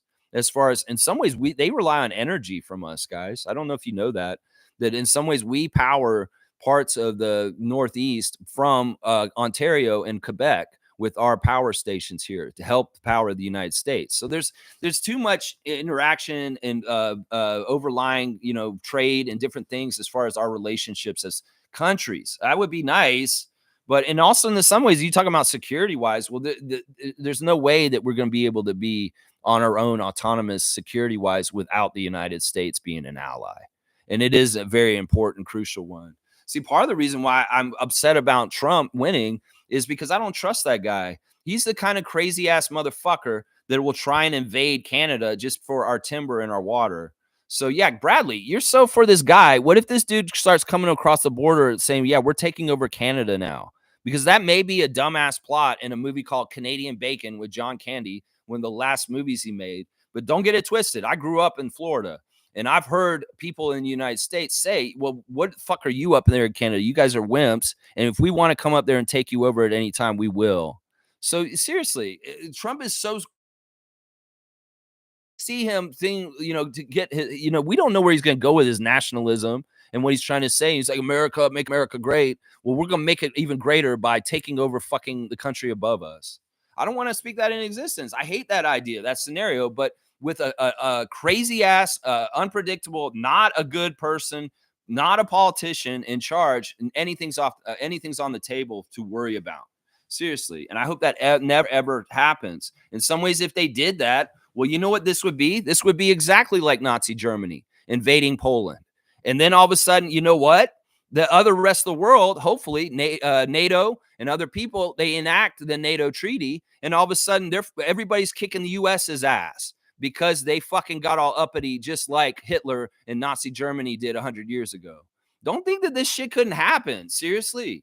Because this fucker is crazy that just won this election this week. It's so bad. Mike's saying he's going to open fracking to get natural gas to drop the reliance on oil, which makes Iran rich. Yeah, I mean, I'm all for getting away from oil in general, but also don't get it twisted. Natural gas isn't the solution either. It's just as environmentally degrading to this environment also. So, I mean, there's a lot of options out there, but they've been stifled and held down by big oil to say that they're no good, whether it's electric, whether it's the turbines, whether it's more solar. These are all great options, and we could be doing more with them. It's just that there's a lot of misinformation out there, and there's a lot of holding it back because, if you got a good racket and you're making tons of money off it and you can set the price, why would the oil companies want to change how we get our energy? That's what y'all got to think critically. They've held back. In some ways, we could have converted to wind and solar and all kinds of clean energies faster, and we would be in a much better place right now. But the money's too good in the status quo, and they fought it. You think about the cigarette companies. For years and years, they fought against the very truth that shit was not healthy for us, and then they got in trouble and they got sued. They very much were lying this whole time, all for just money. And the oil companies are going to be found out the same fucking way in the end, that they've been destroying our environment this whole entire time. And, this was not necessary. We could have been switching to alternative ways to get fuel. And natural gas is not one of the best options, Mike, just so you know. It's just as bad for the environment in some ways. Mike's saying, Blackhawk, if there's a way to make money, people will invest to make factories. Yeah, in some ways, once again, I'm going to tell y'all, money doesn't mean jack shit. We all go on the ground and die and maggots eat us. And honestly, we play this Monopoly game like it all matters and stuff like that. And some people are so into it that it feeds their egos. And it's like, oh, well, I've got 5 houses and 2 boats and 8 cars and all this stuff. When is enough enough? And none of this shit matters. Seriously. Even though the Bear of the Pharaohs and the pyramids, goods and their gold and all this shit, did they take that shit there after life? Probably not. So it's like, what is the point? Why can't we be humane and civilized on this nation, on this earth, while we're still alive, and look out for each other? Because in some ways, if you look at the other species out in the yard and other places, they're looking out for each other as a group because they understand for existence to continue. But we're not. We're going to sacrifice ourselves. We're going to destroy this world, all because of a fake money system that was made up by fucking greedy ass people. Seriously, just think about where we're orienting our mindsets from the beginning. And in some ways, money don't mean jack shit, only to us and our brains. In the natural world, money don't mean jack shit. It really, really doesn't. A tree is worth more than money, but they will destroy 1,000 trees to make more fake money all over the place in this province and other places around the world. So it's crazy, man. So when you say to make more money, I don't value. That's not my value system. And in some ways, that's the value system that's destroying the world right now. It's very true. Capitalism is destroying the world. It's just the basic damn truth, guys. Blackhawk saying, logical Raptors fanatic, you need to understand corporate greed. Republicans rigged wars that caused oil prices to go up. They said price will go down when the wars end. Total lie. Prices never came back down. Yeah, the fluctuation of the prices of oil are all dependent on OPEC, and they're all dependent on very rich Arabs in the Middle East that are controlling the flow of oil from over there. In some ways, yeah, we can manipulate the price of the fossil fuels by opening things up more here, but at what cost? We're gonna make our environment worse and worse over here. Like that's what Trump says: drill, baby, drill. We're just gonna drill, drill, drill. And also, scientists have not totally figured out all of the implications of us draining the world of its living parts of it. Oil is like blood in the earth, and you take all the blood out of the earth. Well, is it healthy? Maybe there's some things about the oil that's in the ground that stabilizes our world for earthquakes or weather systems or stuff like that. So in some ways, we do stuff to the environment, to the animals, to the plants, the trees, to the oil, and we don't know all the long-term implications of what we're doing because the only thing we're short-sighted about is that. And that's what I'm saying. You want to sell out everything for that? Because I'm not. In some ways, this does not rule my world. And I wish more people didn't have it ruling their worlds because the world would be a better place, honestly. Really, really, really place. Fiercely saying political stances understandably cause differences of opinion, but also friction in the chat. This week is just undeniably going to be like this, Fiercely. Hopefully things will calm down. I've made a promise to myself in the next 4 years that I'm not going to be paying attention to U.S. politics hardly at all. I did this before when the first 4 years of what he did. In some ways, I just don't want to know. In some ways, there's not. I don't really care. And in some ways, it's just like, so don't worry. It's just the repercussions of what's happened this week. I'm still echoing through them. And, in the months and time to come, I'm going to be not going political very often. And a lot of it will have to do is with, it's just kind of like, I don't care anymore. At this point, I'm jaded. I feel like we have no hope that this we're going to get what we get because we're idiots. And then also I'll say this, I don't totally trust what happened. I'm not trying to be like January 6ers. I'm not going to try and revolt, but be honest, the way Elon has so much money and he had so much invested in this, I wouldn't be surprised if he did something really shady and dirty to make things work out this way. Because in some ways, the evidence of Trump having this much support just wasn't physically there in the lead up to this election. That his rallies were barely anybody there. And it's just fishy. Like, how did they pump the numbers up so much? And why would I trust this system and these things? Because there's very, very rich people. They're throwing money everywhere to pay for the election, what they want. So it's like, you have 1%, you have a group of them all invest like $300 billion into this election to get what they want. Well, they paid for this election in some ways, whether it's through misinformation on Twitter, whether it's through misinformation on right-wing punditry around the place, whether it's intimidating voters in blue areas, whether it's calling in bomb threats. There's so many dirty playbooks that were played in this election, and I don't trust it. In fact, I kind of think that what's going to happen is that there may be some sort of evidence that this was not on the up and up that's going to come out soon, and it'll be for real. It'll be legit, not like the bullshit from the last election cycle that they made up all the shit. And what will happen, sadly, is that Trump will be in power and he'll have the Supreme Court. He'll have all the Congress on his side and he will squash it. even if it does come out later that he is not the legitimate winner from this week. And I don't know. In some ways, maybe he did win. I can look at it both ways and say, okay, there are so many stupid people in the United States that this is why this happened, or it does seem a little fucking fishy, also.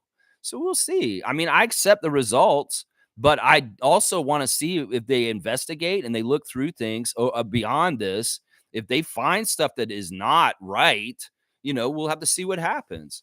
So either way, we got to live with what's happening right now. And hopefully people do their jobs and the bells and whistles and the checks and balances are still a part of the democracy of the United States.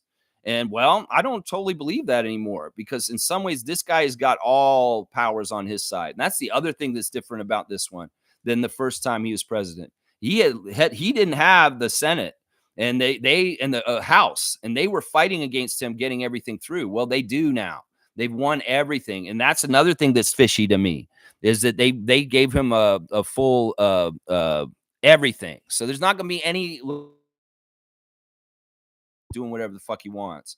So we're gonna see an accelerated crazy shit. And don't get it twisted, he's punitive too, because he lost the last time and he wants to come back and punish the people that crossed him because that's the way he is. He's not a good person. He's not a good leader. He's an asshole and he's going to come around and get enemies. I mean, he could be so crazy that he's like, oh, this guy up in Toronto, the Raptor Streak's talking shit about me. Get him. Like, I wouldn't put that past him. That's the way that motherfucker in North Korea acts. That's the way dictators act. Seriously, they take care of their political opponents and they throw them in jail, just like Putin does in Russia. So, man, this is fucked up. We're going to be more and more like Russia now because of Trump in the United States. And we don't want that up here either. We don't. That's right. All right, let's see. Nameless saying, can we talk about Jakob's significance and contributions to this team? Certain individuals are starting their next tirade against him. Okay, so that he shall not be named is mad at Jakob. Why?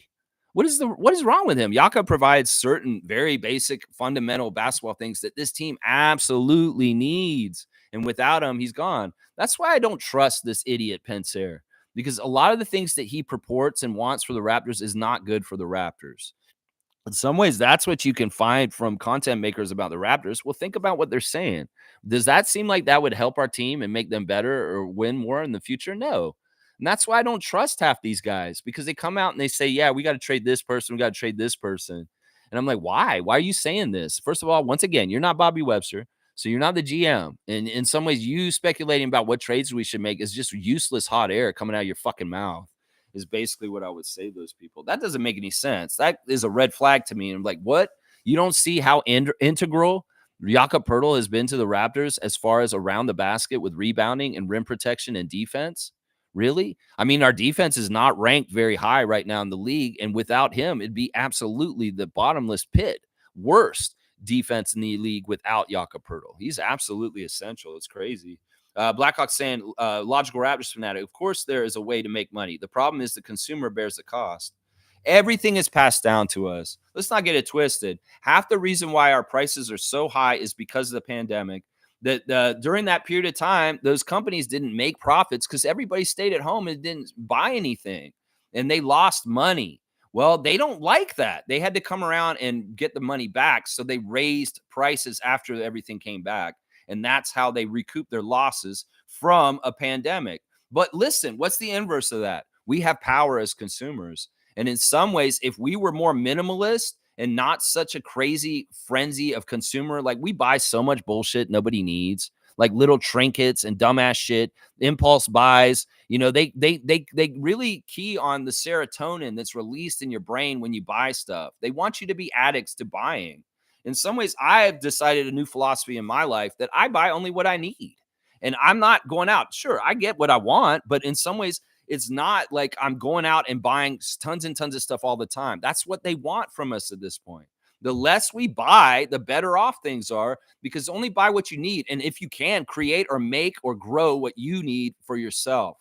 Because in some ways, that's what we learned in the pandemic, is that we can fucking take them down to their knees and cripple them by taking care of ourselves on our own at home. Now, granted, the people that ran DoorDash made billions and billions of dollars. People that had stock in those kind of companies, Amazon, Jeff Bezos, because nobody was leaving and they had to get stuff delivered to their house.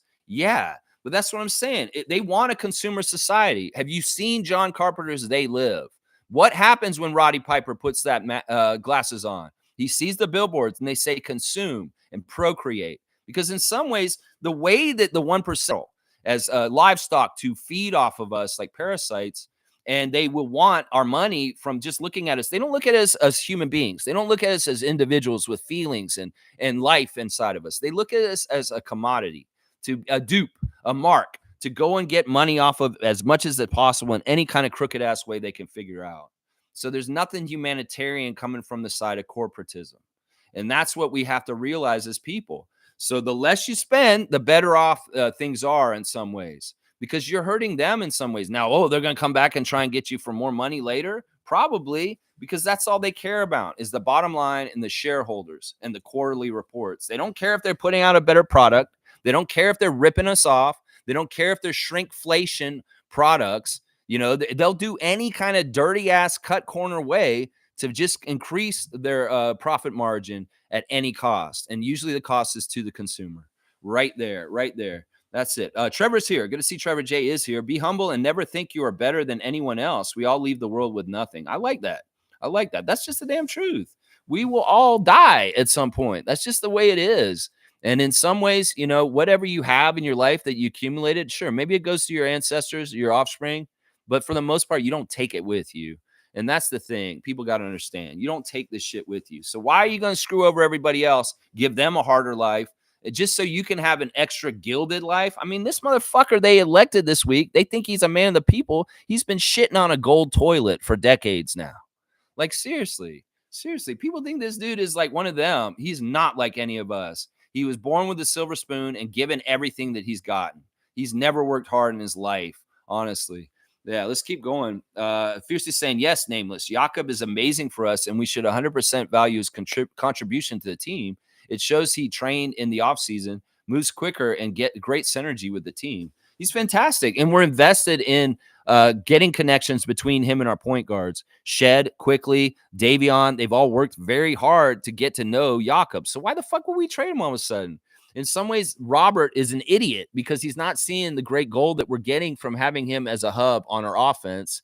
And we put a lot of investment and development in this already. Why would you want to throw that out? If it ain't broke, why are you trying to fix it? That's what I say to that. I mean, seriously, it don't make no sense.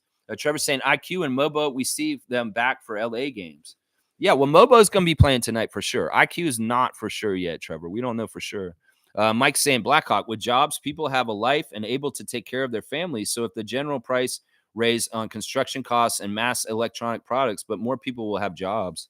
You know, that wasn't an issue in this administration that just finished. He got everybody to come back to work, and he actually made a huge amount of jobs through his infrastructure bill.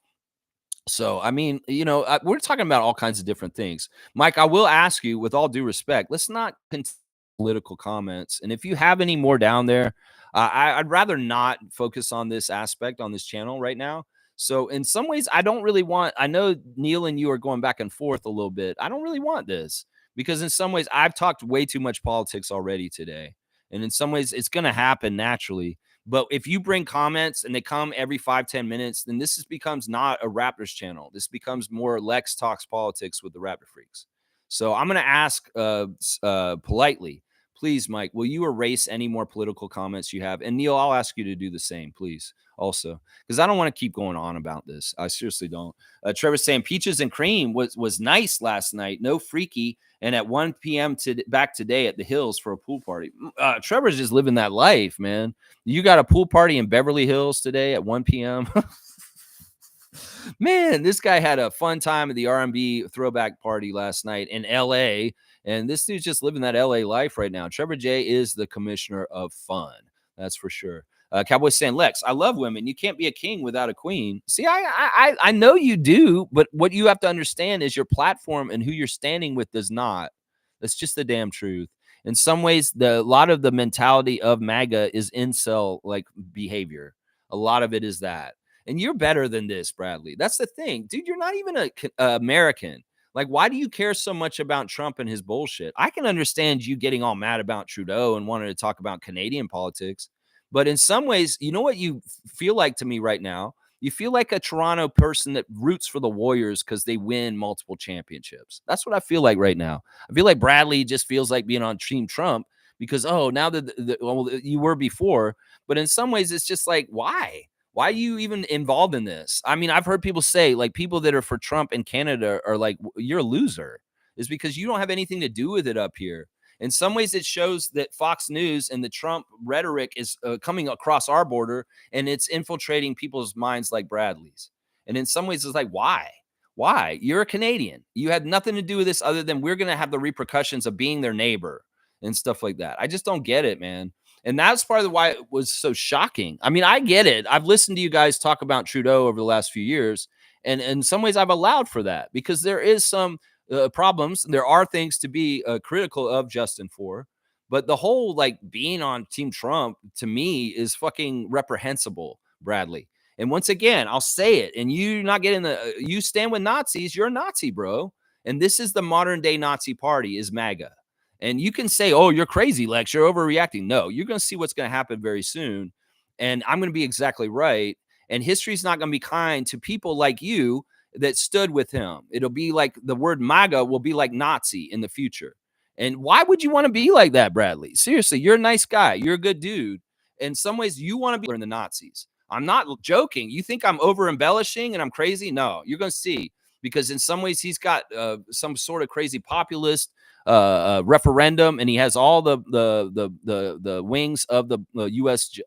Government on his side now. So he's got willy-nilly. He's going to go full tilt. And we're going to see some crazy ass shit in the next few years. If he doesn't fuck it up, there's two ways he could fuck it up. He could either die and he's gone all of a sudden, he's not involved of it anymore, or he could like actually still get in trouble somehow, some way, because the American justice system is still not compromised.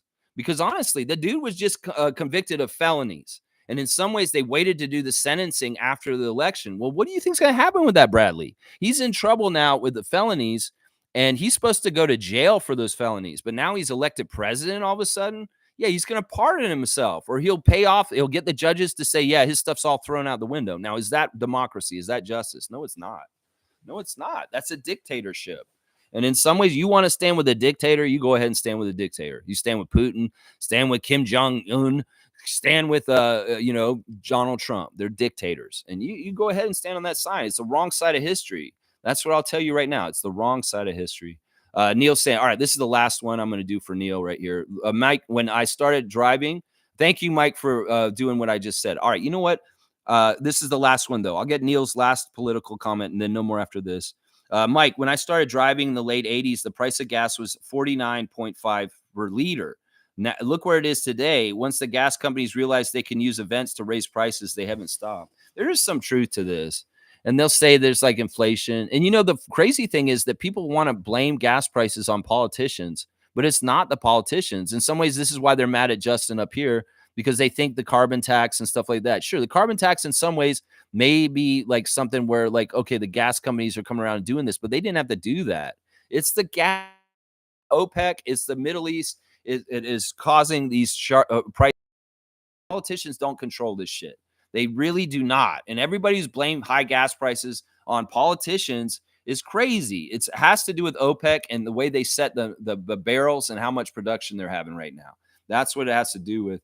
Trevor's saying Zach had his first three-pointer in the NBA last night. That's pretty cool. That's pretty cool. Some people speculate whether Zach Edey should be shooting threes or not. All right, Mike, I appreciate you for cutting it out. I really, really do. That's a really, really awesome. And I will skip over Neil's political comments from here on out, Neil, just out of respect for both you guys, because in some ways, like I said, I don't really want to go in this tangent for too much today, guys. So Blackhawk, even though I see that you didn't cover those up, I'm going to go ahead and skip over those kind of things. All right. He is saying, Mike, please be done with it because you're going to get a rude awakening with your politics. Yeah, you don't need to say that to him. Mike's got different politics, but in some ways, Mike is, he's able to have a discourse with where we don't degenerate things, and I've appreciated that with Logical Raptors Fanatic, even if we don't totally see eye to eye in some ways. Carlos saying leopards ate my face. Okay, I don't even know what that hashtag is saying. Chris comes saying, "What would you say if prices go down?" Well, if that happens, that's great. That's fantastic. I mean, the main place I'd like to see them go down is the grocery store. That is the main place, obviously, because that will help so many people all at once at the same time. In some ways, I don't mind gas being high because in some ways that's the tough way for people to get the fuck off of driving so much. If you have to, I understand. It's a pain in the ass and it's a part of your job. In some ways, the company that you work for should be paying for your gas. But I get it. In some ways, you want to dissuade people from causing so much car pollution and stuff like that, raise the gas prices. I have no problem with it. It was the same thing with cigarettes. I was like, you know what? Keep putting fucking taxes on cigarettes. I don't give a shit how much cigarettes are. You're paying for that the health costs that you're going to get in the end because you're not taking care of yourself and you're doing something irresponsible. So I have no problem with them raising the taxes and the price of cigarettes. In fact, it helped me quit cigarettes because it actually made me like, you know what? I don't want to pay this for this. It hurt my body and actually helped me quit cigarettes. So I say, in some ways, raise the price of gas so people will drive less. And let's start using public transit. Let's start walking. Let's start riding bikes. Let's get electric cars so you don't even have to fucking go to the gas station. There's a lot of alternatives to this. So in some ways, yeah, just like the cigarettes, raise the price so maybe some people get away from that kind of way of doing things. In some ways, if we fix downtown and make it more a walkable, livable city and a better transit system, that could solve a lot of issues. But in some ways, more and more, like Doug Ford wants to rip the bike lanes out. That's the wrong direction. That's the wrong direction. He's an idiot for that. We spent all this money on these bike lanes already. Well, that's waste if you're going to go rip them out, especially since the bike lanes actually cause all kinds of good things. Like they make the city safer from traffic fatalities, and it encourages more people to ride bikes, and it actually does help people get around better than just having a bunch of lanes. Seriously, people think it doesn't and it causes more traffic. It's actually not true. It's actually not true. It actually helps things more. Let's see. Andrew saying, morning, y'all. Is IQ playing tonight? Not totally sure. He's going to shoot around this morning.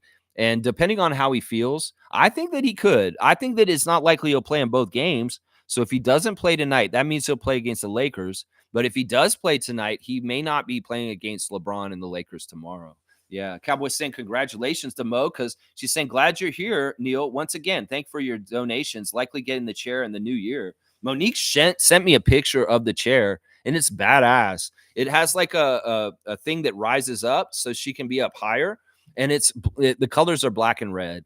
The chair is very much with our team and our team colors, and I love that so much. Mo, that's a beautiful, beautiful chair, and thank you for sharing the picture with me the other day and showing me what you're getting. And thank you, Neil, and thank you to Adriana and a lot of the other Raptor freaks who sent her money and contributed to help with the GoFundMe. Very, very good stuff. Bravo, bravo. That's right. There you go.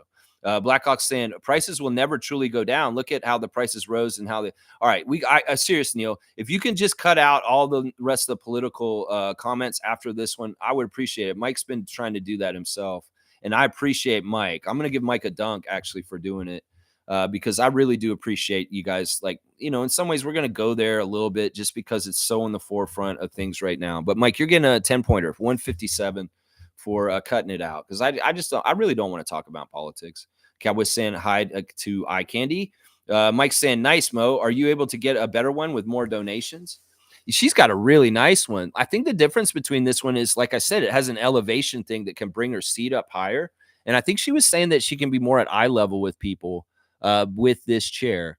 Normal chair is kind of down more, but this one has a riser that pushes her up like a spring, and boom, all of a sudden she's like a little bit more elevated up. It's really cool. Yeah, people are still donating, Mike. Yeah, if you want to still give some money to Monique and help her out with the chair, even though most of it's paid for and MLSC jumped in and helped, any kind of donations to Monique and Jackie are helpful for them in their life. So you guys want to help Monique out, no problem doing that, man. No problem doing that. I think the GoFundMe is still open. Neil saying, so glad you are getting the chair. It's like a Christmas and New Year's gift all in one. Definitely. Christmas coming early for Mo. But honestly, in some ways, this isn't like a gift. This is a necessity for her.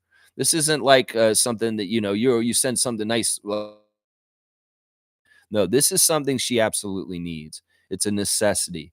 It is, but it is very nice and shiny and new. And it does probably feel a little bit like Christmas. That's right.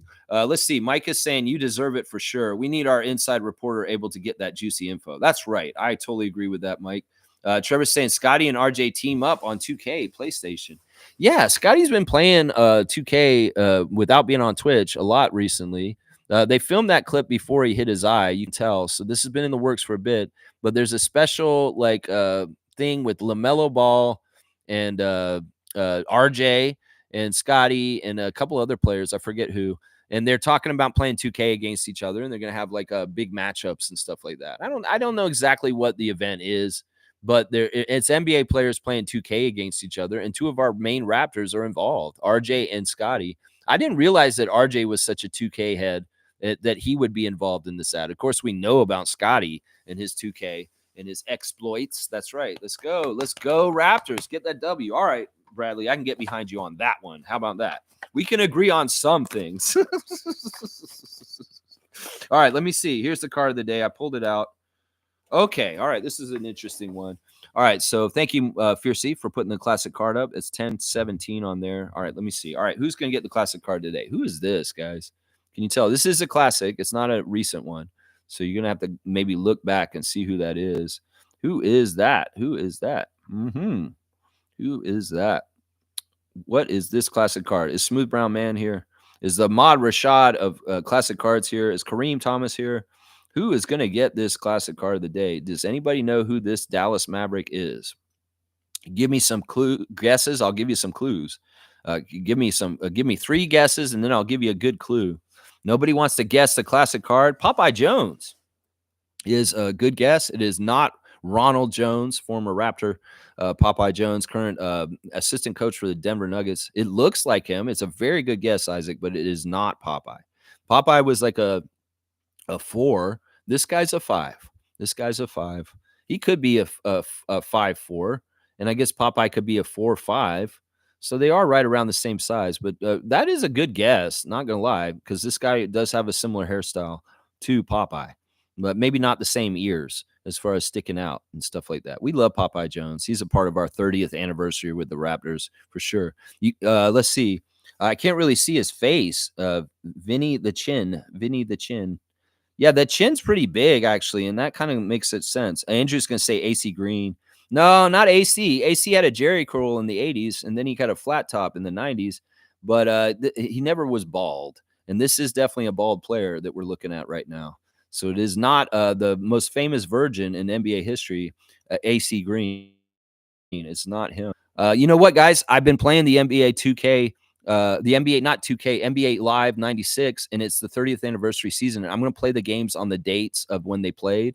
This is very cool. I'm kind of reliving, and I have the rosters from that year. So I'm actually playing as Damon Stoudemire and Oliver Miller. It's pretty funny. Otis Thorpe is not right either. Otis Thorpe has had bigger muscles, so that's not right. Stoudemire chin. You think that's the Stoudemire chin? Interesting. Sean Bradley is not right, Peter. Good guess. Good to see Peter, our current Raptor Freak fantasy basketball champion. It is not Sean Bradley. You know what? I'm going to say this, guys. His last name is 2 pieces on a chessboard. So that's your guess. That's your clue right there. His last name is 2 pieces on the chessboard. That's a pretty good clue right there, I think. His last name is 2 pieces on a chessboard. You know, there's a lot of pieces that are 2 on the chessboard. Well, if you can figure that out. So his last name isn't King, and his last name isn't Queen. Yeah, there's a Cowboy saying good morning to David. It's Peter, though. Peter's here. I don't know if David's here. David probably is, though. He's probably somewhere around. Our commissioner of trivia, David Saborin, always he's been a little bit on a sabbatical because, you know, the trivia is not as intense right now with the season starting right now. But he's doing stuff to help me out as far as getting the trivia updated at time. Knight Bishop. That's right. Those are some of the pieces, but that's not right. That's not right. PJ, what are you half-assing? Kareem comes in and half-asses right when he comes in. No. Knight Bishop. No, that's not the right pieces. Mike, there's other pieces other than those. And this guy's last name is 2 of those pieces. There it is. Andrew got it. It's Sean Rooks, guys. Yeah, Sean Rooks is the player, and Andrew got it just before Isaac. Isaac was coming in to get it hot after that. No, Sean Rooks is a former Laker and Dallas Maverick, and this looks like this is his rookie card, guys. Pretty interesting. This is like Sean Rooks' rookie card. He was out of Arizona. So, wow. All right. because this is a more difficult get. I'm going to give 200 points to Andrew for this one today because that was tough. It took you guys a little while. It's probably because his chin was up, like you guys were saying. You couldn't get a good look at his face. But that clue gave it away. Rooks, because you guys know about rooks in the game, the rook. Yeah, in chess. There you go. Andrew, 200 points for Sean Rooks. Classic card of the day. Boom goes the dynamite. Good job. Good job. Good job. Good job. Good job. All right, let's see. Where was the classic card Q? Man, you guys did really go political there. It's fine, guys. You know, I understand. All right, let's see. Cowboy saying, I ain't trolling about Kevin Porter Jr. I didn't know him. I watched the Raptors. That's it. Okay, it's all good. Cowboy, man, I love you, man. And I know that we've had friction and animosity. I want it to go away, honestly. In some ways, politics matters to me, but it shouldn't matter to the point where this kind of stuff is happening. But it has. Over my lifetime, I've lost a lot of friends because of political differences. And some of it is because I grew up in Florida, and the politics there don't really go with my sensibilities as a person. And in some ways, you know, I was the kind of person that hardlined where, you know, my best friend that I used to go to wrestling matches with in the 80s, he used the N-word in class one day, and I wasn't his best friend ever again after that. So I'm a hardline stance kind of guy. And in some ways, you know, as I've said, because you're standing on that other side right now, Bradley, it's hard for me to get along with you. And I don't like that. In some ways, the less we pay attention to that, and we pay more attention to our shared love of the Raptors, the better. And I have really appreciated you, you know, somewhat respecting us not talking about politics. Now, I know I'm going to talk and I'm going to say things about what I'm going to say and stuff like that. And you may feel like you want to retort or give the other side. But it really, let's not do this because it's just going to devolve into dumb stuff. I'll get more and more turned off about you being around on my channel. And I don't want to do that because in some ways you've been a great support and a fun person to be around with the Raptor Freak family this whole entire time. And I don't want to get to this point because it's not worth it. You know, sacrificing me enjoying you being on the channel just because you like Donald Trump, it's not a good trade. Let's just put it that way. That's what I would say right there. Neil saying John Candy from SCTV, one of my favorite comedians. Miss you, Uncle Buck. Yeah, John Candy was awesome, man. We love John Candy. He's a Canadian legend. And instead of Prince Charles, why don't we put him on the money? Put John Candy on that money. That's right. I'd like to see a $20 John Candy right there. Blackhawk saying, cuckoo, cuckoo, cuckoo. Okay, interesting. I don't know what that was for. Carlos saying, I was thinking last night, this mass deportation plan, you would need to have massive camps. I doubt you can deport these people right away. This smells like Germany 1940s. Yes. And well, this is the part of the scam, Carlo. And this is crazy. And this is a new aspect that has been brought up. You know, some of the people that are having, you know, there's a lot of Latinos that actually voted for Trump this week. And they didn't realize voting for him is actually going to hurt their family. Because look, you may be legal and you're able to vote and you're paying taxes and you got your citizenship. But what about your uncle or your cousin or your sister or your sister-in-law? Some of them are they going to come get them. So there's actually some remorse about voting for Trump already by some of the Latino groups because they all of a sudden they realize, oh shit, now Uncle Henry is going to be going to a concentration or he's going to be going to prison is where he's going to be going. You know, listen, I'm going to say this because I grew up in the South. I grew up in Tallahassee and I've seen firsthand immigrants coming from Mexico and Central America, South America to the United States. And don't get it twisted. There are a lot of immigrants that are in jail down there already. In some ways, the prison system in the United States has been gamed to be for profit at this point. So think about this, guys. The owner of the Pistons makes money off of people being in jail. And the police have quotas. In some ways, they want to get a certain amount of people in there. Some ways, they justify the money from the government to pay the for-profit prisons to have more people in there. So how do they get more people? Well, they just start a mass deportation thing. So what happened when Trump won was the stock in the for-profit prisons jumped way up because now all of a sudden they're going to be full and they're going to actually be building more to them and making more prison cells to handle the need for this mass deportation scheme that Trump has. So in some ways, they're going to be making money in a very gross, disgusting way off of the sadness and humiliation of people. And that's what this is going to be. It's not even just about genocide or annihilating people this time, like the Nazis were with the Jews, as far as like, what they were doing. This dehumanizing these people and making money off of them, because the people that own these prisons will get government money from Trump's administration to do this for him. And you know what they do is they do it for profit. They give very little, the scant amount of what they have to give them as far as food and necessities, and they make huge amounts of money off the money given to them by the government. So that's another thing that's really fucked up about the American system right now, is the for-profit private prisons.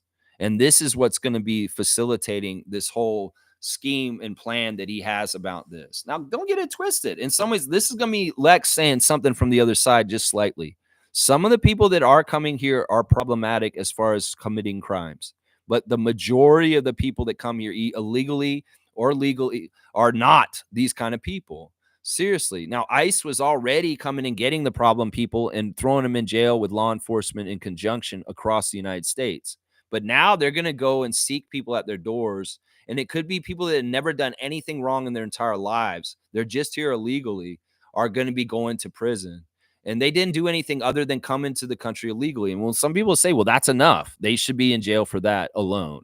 Well, what if there's somebody who's out there actually doing some things that are good for the community, as far as they taken a job that is absolutely essential, like, picking tomatoes or whatever, and that is going to hurt things in the long run. It's such a really harebrained scheme. And in some ways, it's a hidden way for him to enrich his friends that own for-profit prisons. Let's just put it that way. Does that make sense, what I just said? Yeah, most want back to basketball talk. And I see there's a lot of deleted messages. So, and I'm with Mo on this. Nameless saying Putin plus Musk equals rigged election. That's exactly right.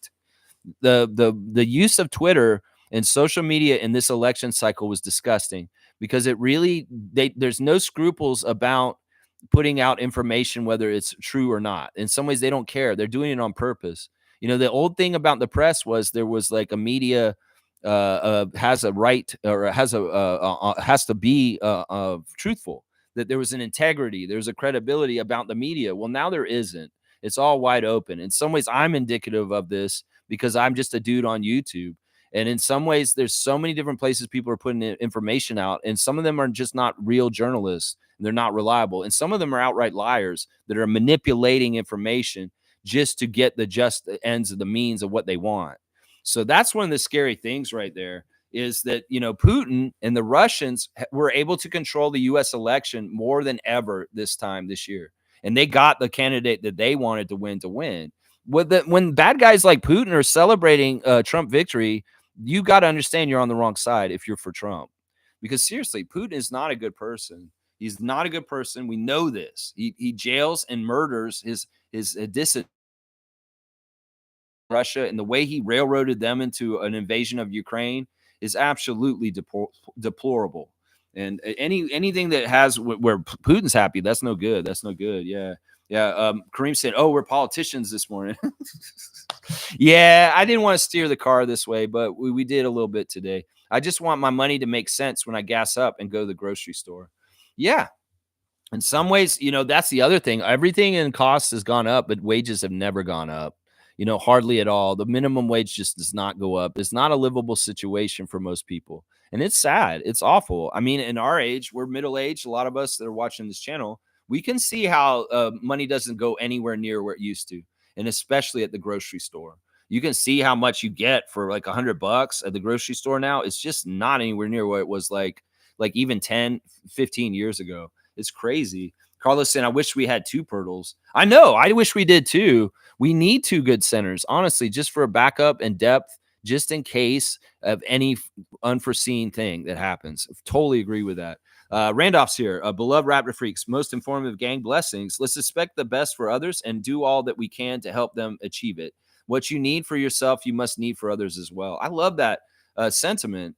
In some ways, we can be so egotistical and self-centered and just wrapped up in our own needs and stuff, but we're not thinking about everybody else. And whether, as Bob Marley said, the person that would subjugate the rest of the world just to save his own or enrich himself, that's a messed up person. And in some ways, the fight that wins this all is getting in community. That's the thing. They want to divide us and make us not together because they know that's the best way to control us. And that's the 1%.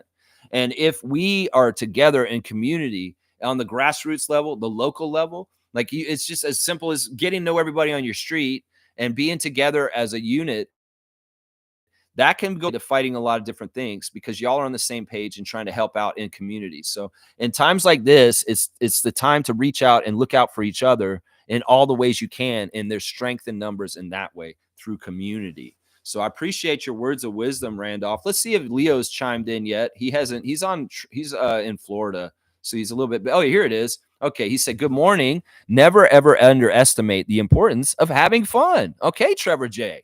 It sounds like you and Leo are on the same page. He's been in the airport with his little dog, and he's been down in Florida while they've been on this West Coast road trip. So I'm sure Leo will be coming back when the team comes back from his sunny residence down in the Sunshine State. So yeah, never underestimate the importance of fun is the words from Leo Routens, the kid from Kiel.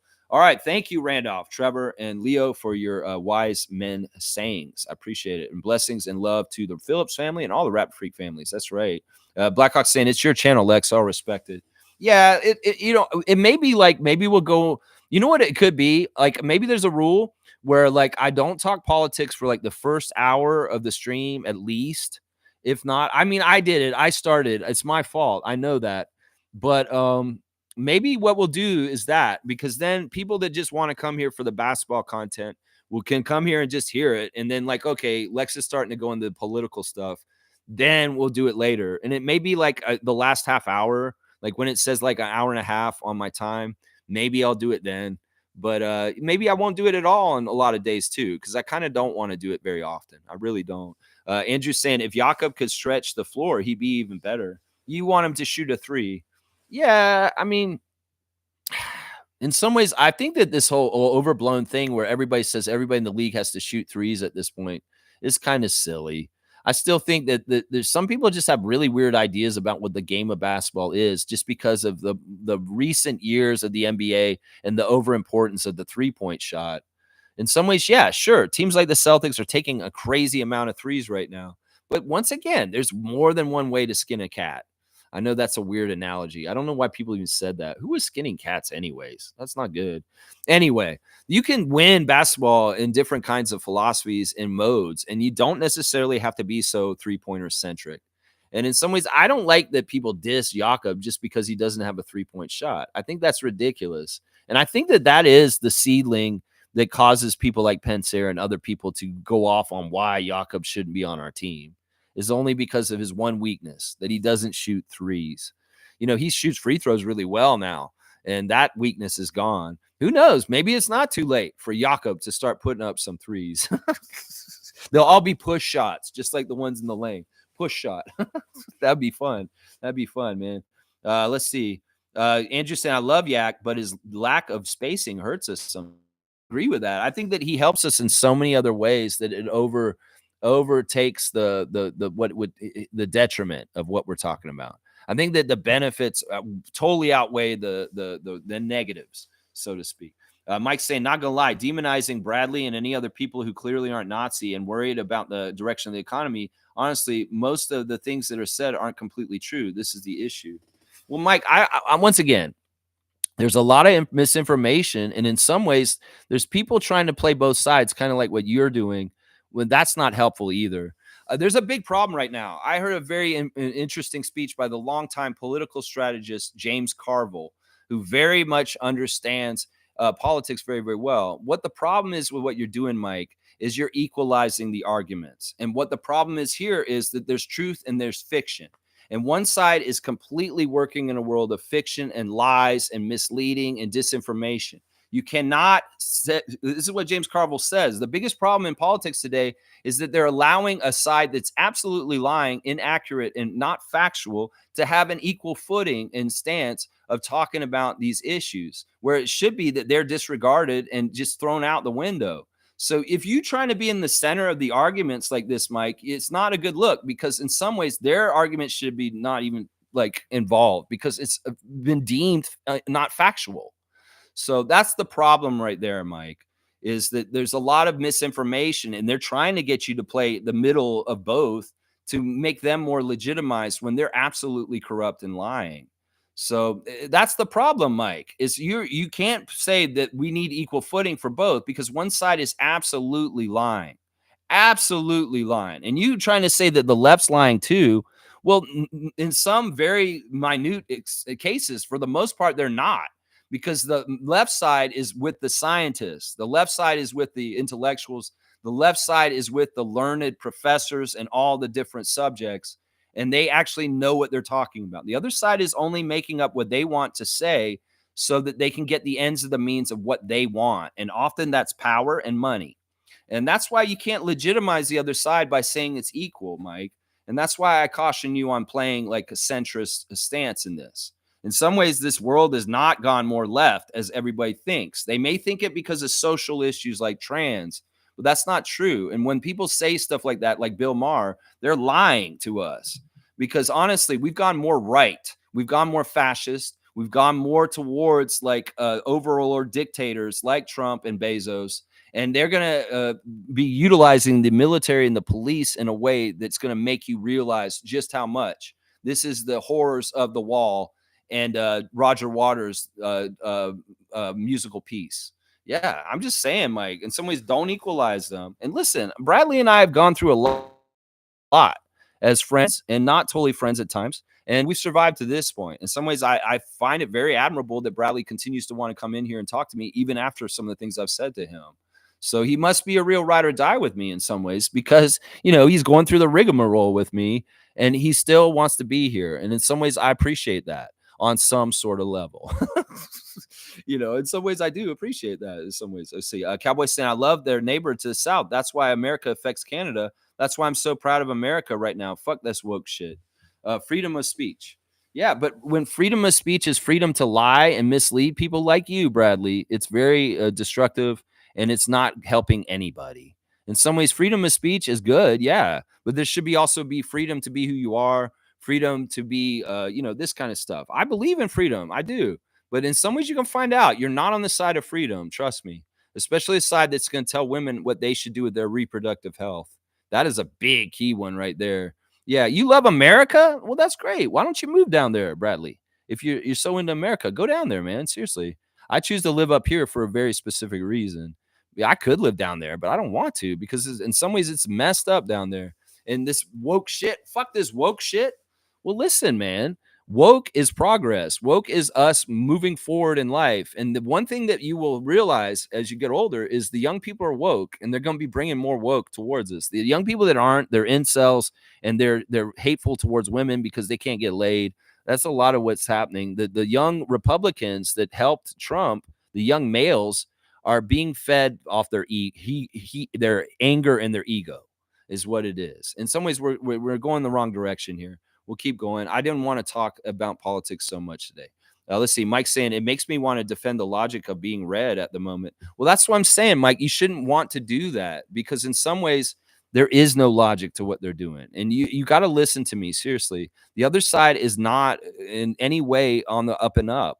And you're siding with con men and trying to equalize con men with doctors and professors and people that actually know what they're talking about. It's so frustrating to those people, like whether it's climate scientists, whether it's economists, whether it's the people that were involved in foreign affairs saying that this guy's bad for our diplomacy, this guy's bad for this, and nobody listened to them.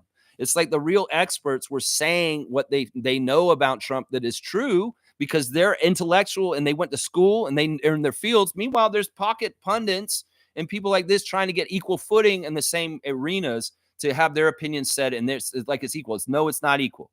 You didn't go to school and learn all this. You don't know what you're talking about. And a lot of what you're saying is nefarious for why you're saying it, because you're trying to manipulate the truth. And that's why I don't play middle on this, Mike, like you are.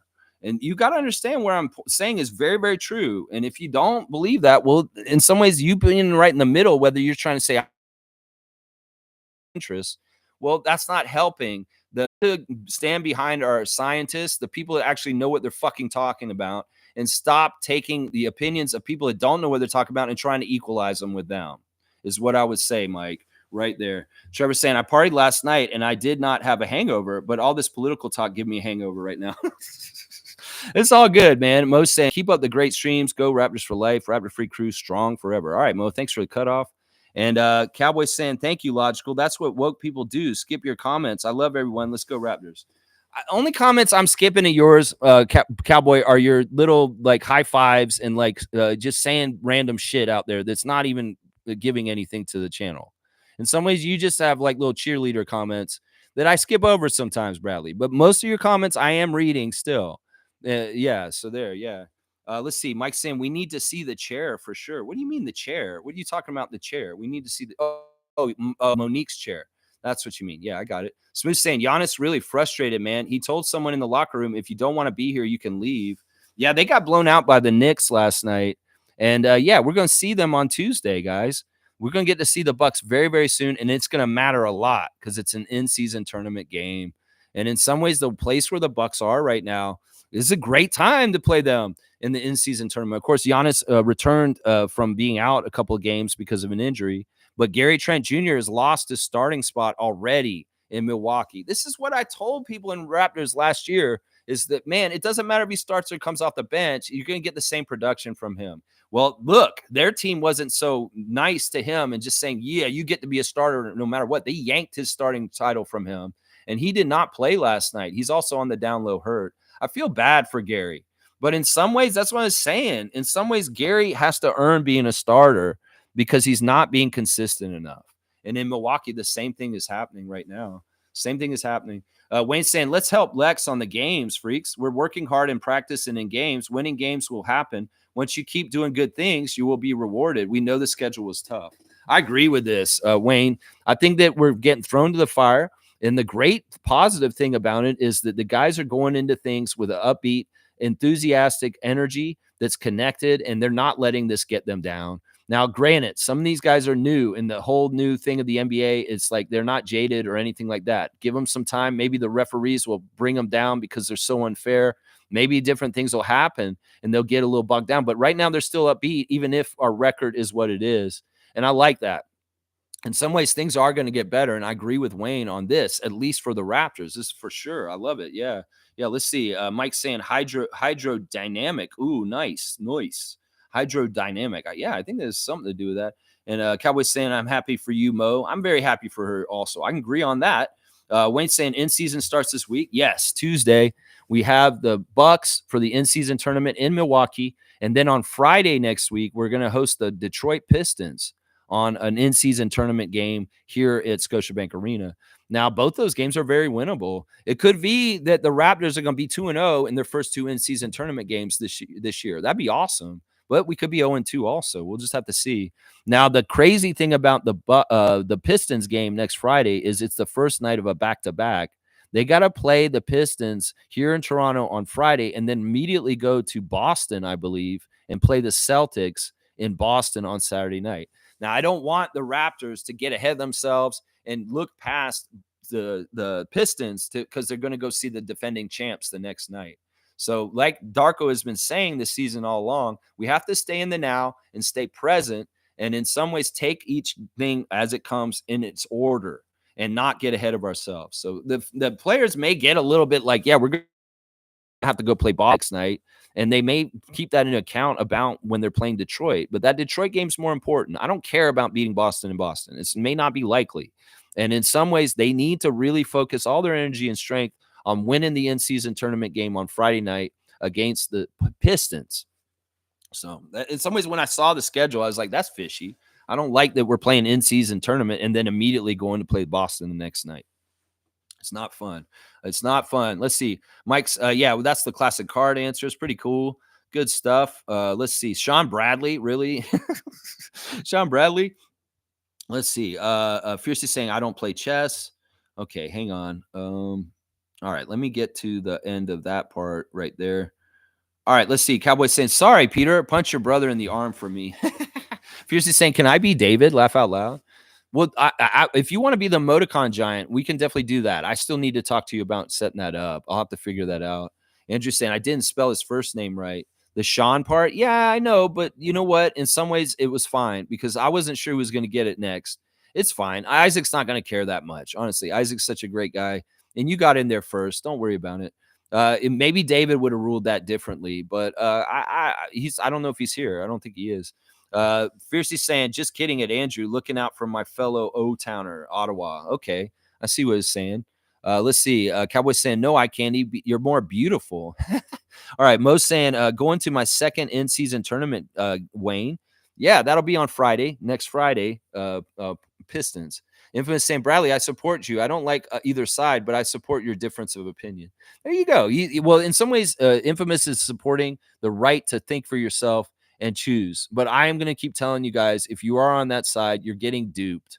And this is just out of the benevolence of my heart. I have nothing to gain from this other than you guys are people that I know, and I want y'all to be more informed. In some ways, me railing and talking about this, what am I getting from this? I don't get anything from it. Now, the other side, Trump, when he gets stuff from people falling for his bullshit. And that's why I'm trying to say this stuff for you guys. And some of these, once again, it's a false equivalency if you think that the left and the right wings are the same and they're both really bad. That's not true. There's one side that is for the people, and there's another side that's just for this. And that's just the damn truth, guys. That's just the damn truth. But I appreciate you standing with Bradley on this his freedom of choice of opinion. Yeah. Wayne's saying, good, great, Mo. I'm looking forward to this year's tournament. I'm all about it too. And Cowboy's saying it's all good, but I'm not a Nazi, Lex. That's pushing it too far, but I can take it. I ain't woke. Well, that's fine. You don't have to be woke, but there is also a middle ground where you don't have to be endorsing people that are, racist and sexist. And this is what you're doing, man. I mean, there's a long history in the Trump family of subjugating black people. And about all that. There's a lot of stuff that, they don't talk about enough that has to do with Donald Trump. And you said that little word about the Democrats the other day. Well, Donald Trump was at Epstein's Island. He's just as guilty as Puff Daddy for crazy ass sex party shit. And, you want to go ahead and blame Puff Daddy and say that the Democrats are this and this and this. Well, the dude who's just won the presidency election is on that list too. Let's just put it that way. And some people aren't even putting that out there like that because that's true. You don't have to like that I'm calling you a Nazi. I'm just saying that MAGA is the modern day Nazi party. And I mean, they're not even hiding it. Like the way that they were racist at the Madison Square Garden in recent weeks, talking about Latino people. You see white power people that wear swastikas at Trump rallies. You see people that are doing the Heil Hitler kind of bullshit around Trump rallies. So Bradley, once again, it's just the damn truth. If you're in a group of people and you're standing in a room and that person is wearing a swastika and identifying as a white supremacist, you're in that group with them and you are with them. And that's why I'm calling you a Nazi, because that's just the damn truth. Trumpism is like is white supremacy. And you want to go on that route, you go ahead and go on that route. It is what it is. You love everyone. That's good. Well, I'm glad you live in Canada. You should. But understand that party you're supporting does not. They do not love everyone. They love green first and themselves above all other people too. They're not humanitarian and they're not looking out for people. Trust me. That's right. Let's go Raptors W tonight. All right, Bradley. I can get behind you on that. Andrew saying, I'm excited to see Norm hoop tonight. It'll be fun to go against them. We'll have to see. Oh, you were doing the Great White North. Bob and Doug McKenzie. I got you now, Blackhawk. I got you now. All right, I'm gonna give you a dunk for that. Blackhawk's getting a dunk for Great White North. Rick Moranis, Dave Thomas reference. I love it. There you go. All right, we're gonna give you a 5-pointer. 72 is where Neil's at on the dunk chart at this point. Let's see. Mike saying it seems like the narrative is too bent to bridge the divide. It's sad, but in time people will come back together, I guess. Way too many lies are fact at the moment. That's true. And that's what I'm saying. Listen, the people I listen to are bona fide credentialed people with degrees that have spent their lives studying the subjects that they talk about, not people that are opportunists that are trying to shape reality to their perception so that they can make money off of it. That's the difference right there. In some ways, this is the other scary, sad thing is that Trump's going to put Musk in a position to get rid of all the actual scientists that actually have degrees and just get yes men that are going to come into all these different parts of the department. And that's part of this is once again dictator kind of shit. I'm just saying, man, you guys can't equate dictatorship and fascism with woke, crazy, aggressive liberalism and say that they're both equally evil. That's just not true. And the way that you guys continue to do this is disheartening, because that is there's different levels. You can be full-fledged MAGA and fully support and right in the middle of it. And then you can be kind of a person that's like, well, I don't really like either side, but I'm equating them both together. It's just as harmful, I'm telling you, because one side is not grounded in reality. All it's grounded in is profit making. And that's a problem right there. That's a problem right there. All right, Bradley, you said it. No kids first. No Diddy-crats. See, you're believing some bullshit that there's some sort of like child sex trade because of the Democrats or something like that. See, you're falling for bullshit in some ways. And Bradley, because you use that word once again, you know what? I'm not even going to hide you from this. I'm going to actually kick you out of the channel for good. So Bradley, goodbye. Goodbye, man. This is it, guy. You're out. I don't have, this is my own channel. I can make the rules. This isn't a content here. And I try to allow for free speech and stuff like that. But when somebody is repeatedly just an idiot, I'm done. I don't care how long you've been here with me. I don't give a shit. You're out, Bradley. You're out for good. I'm not going to let you back in, because you've broken my rule 2 days in a row now, and I've had to time you out. So it's just what it is. It is what it is. Oh, well. All right, let's keep going. Wayne's saying, please, freaks, rest the U.S. politics like Lex. I have totally tuned out because I see nothing but ignorance and idiocy. Let's keep our frustration on getting calls from the refs in this league. Yeah, I mean, I do want to focus more on things, but this week is just this week. And in some ways, there's the fallout, these are the aftermath. And there is, to an extent, there is some education that I'm doing on this channel to try and help people see more clearly about what exactly is going on. And that is helpful. And some people have very much told me this week they don't want me to totally cut out the political side of this channel because they value it. So there's a balance to this. And in some ways, yeah, we should have 2 points of sides. But once again, I'm going to tell you guys, the other side shouldn't even be heard because they're not factual and they're criminal and they're making shit up for their own desires and schemes. And it has nothing to do with anything. That's part of the problem. When one side's playing so dirty and they can lie and they can do all kinds of crazy shit, well, you can't equalize that side, Mike, is what I'm trying to say right now. That's what I'm trying to say. Smooth saying, I missed the classic card away from my screen. Yeah, it's too bad. It was Sean Rooks was the classic card, Smooth Brown Man. Yeah, it was Sean Rooks. Yeah, let's see. Infamous saying, I can't believe that I agree with you. Laugh out loud. Thumbs up. Mike saying, both sides think the other is lying and not in reality. Laugh out loud. Bro is both sides. Yeah, but the other side, man, once again, Mike, I'm going to listen to the PhDs. I'm going to listen to people that are doing their jobs already where they were already in their field of study, and not the people that are trying to shape perception. See, this is the thing they figured out. Perception is reality. So they've warped perception so bad in the years since Trump became president the first time that you guys are having a really hard time figuring out where the middle ground should actually be, because they've brought it all the way down into some crazy ass level of idiocracy that it's just really hard to do this, man. Let's see. Mike's saying generalizing who's where like labels isn't right. No, I get that. But honestly, this is the thing.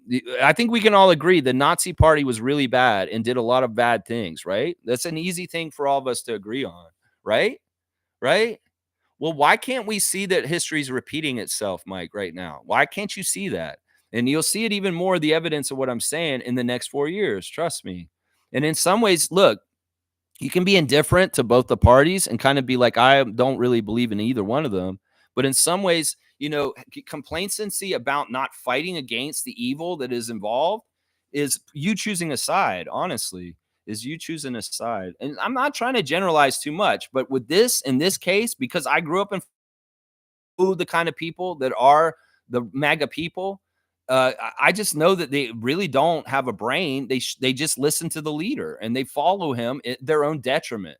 That's the crazy thing. There's all these poor people down south that are going to get punished for their unwavering support for this idiot. Is what's going to happen. Seriously, it's crazy. And Mike's saying everyone is unique and sees things and cares about different things. Well, I'll agree with that. Different people have different issues that they care most about. Obviously, Bradley's saying he cares most about kids getting diddled. And I mean, I'm not saying that that's not an important issue. But once again, some of the issues that are brought up by the other side are total red herrings and just to key on your emotions. Like take the whole eating the cats scenario that they did in Ohio. There's a lot of people that care a lot about their pets. So the right wing was very like keying on, oh no, they're eating pets, not my little Sparky dog and stuff like that. That was utilizing those kind of things to get more anger with lies, and it wasn't even true. So that's part of it. And another aspect is, oh, the trans. They're going to try and make your kids trans in school. They're going to try and put gay agenda in school and stuff like that. That's using the fear in a way that's totally not true in a lot of ways. I mean, listen, some people are so anti-gay that they'll get mad if there's just a pride flag at the school. Now, the teachers just want to teach kids as far as like acceptance of everybody, right? And they're not trying to tell you, oh, you should be gay and stuff like that. But the right wing has used that very successfully to scare the hell out of people and motivate them to support them because of that. So that's part of the problem there too. Is it's not being clean or clear. It's like manipulating perception to get the ends of the means that they want. In the same facts, Mike, they both lie. Politicians all lie. It's part of the job. Now, see, I'll say this on the left wing side, the problem is with people like Biden, Harris, and Trudeau is to get any level of politics, you've been compromised by big corporatism anyway. And that's why a person like Bernie Sanders is so fresh and awesome, because he's a real legit kind of guy. In some ways, he's not in the pocket of the big corporations, but that's part of the reason why they railroaded him out and forced Hillary on us, is because they knew they couldn't control him. So in some ways, this is true.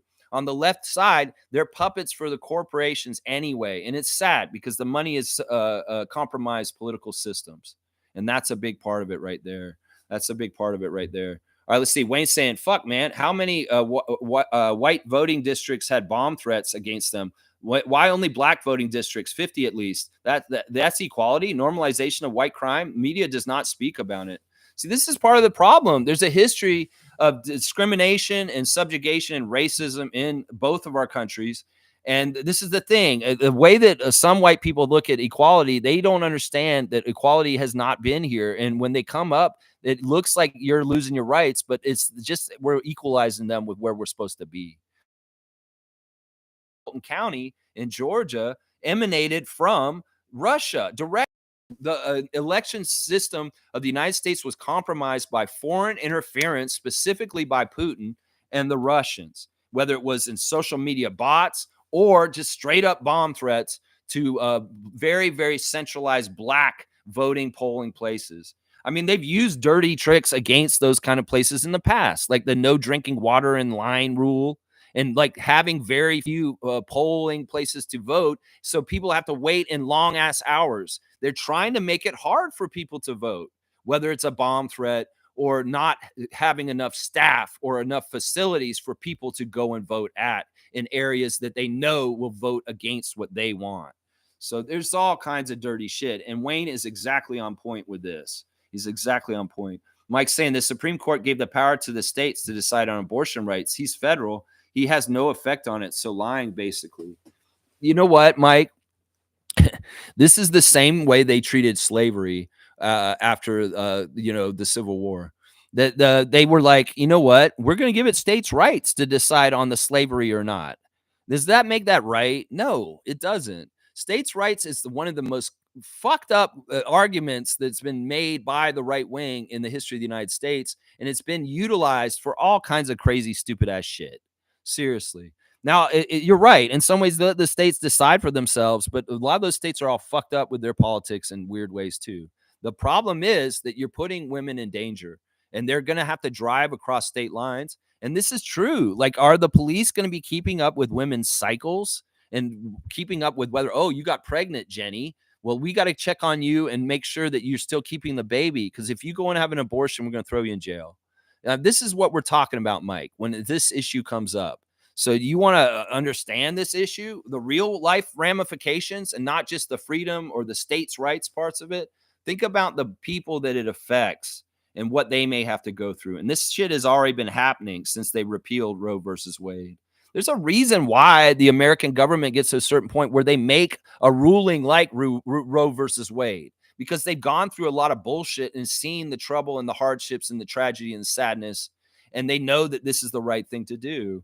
But we'll go back in the Stone Age and repeal stuff and go back, even though we made gains. And this is actually good things. We don't need religious zealots deciding everybody's choices for their bodies. And that's what that is. That is what that MAGA court is with the Trump appointees, and also with the whole idea of like we're gonna tell everybody that's not freedom, Mike.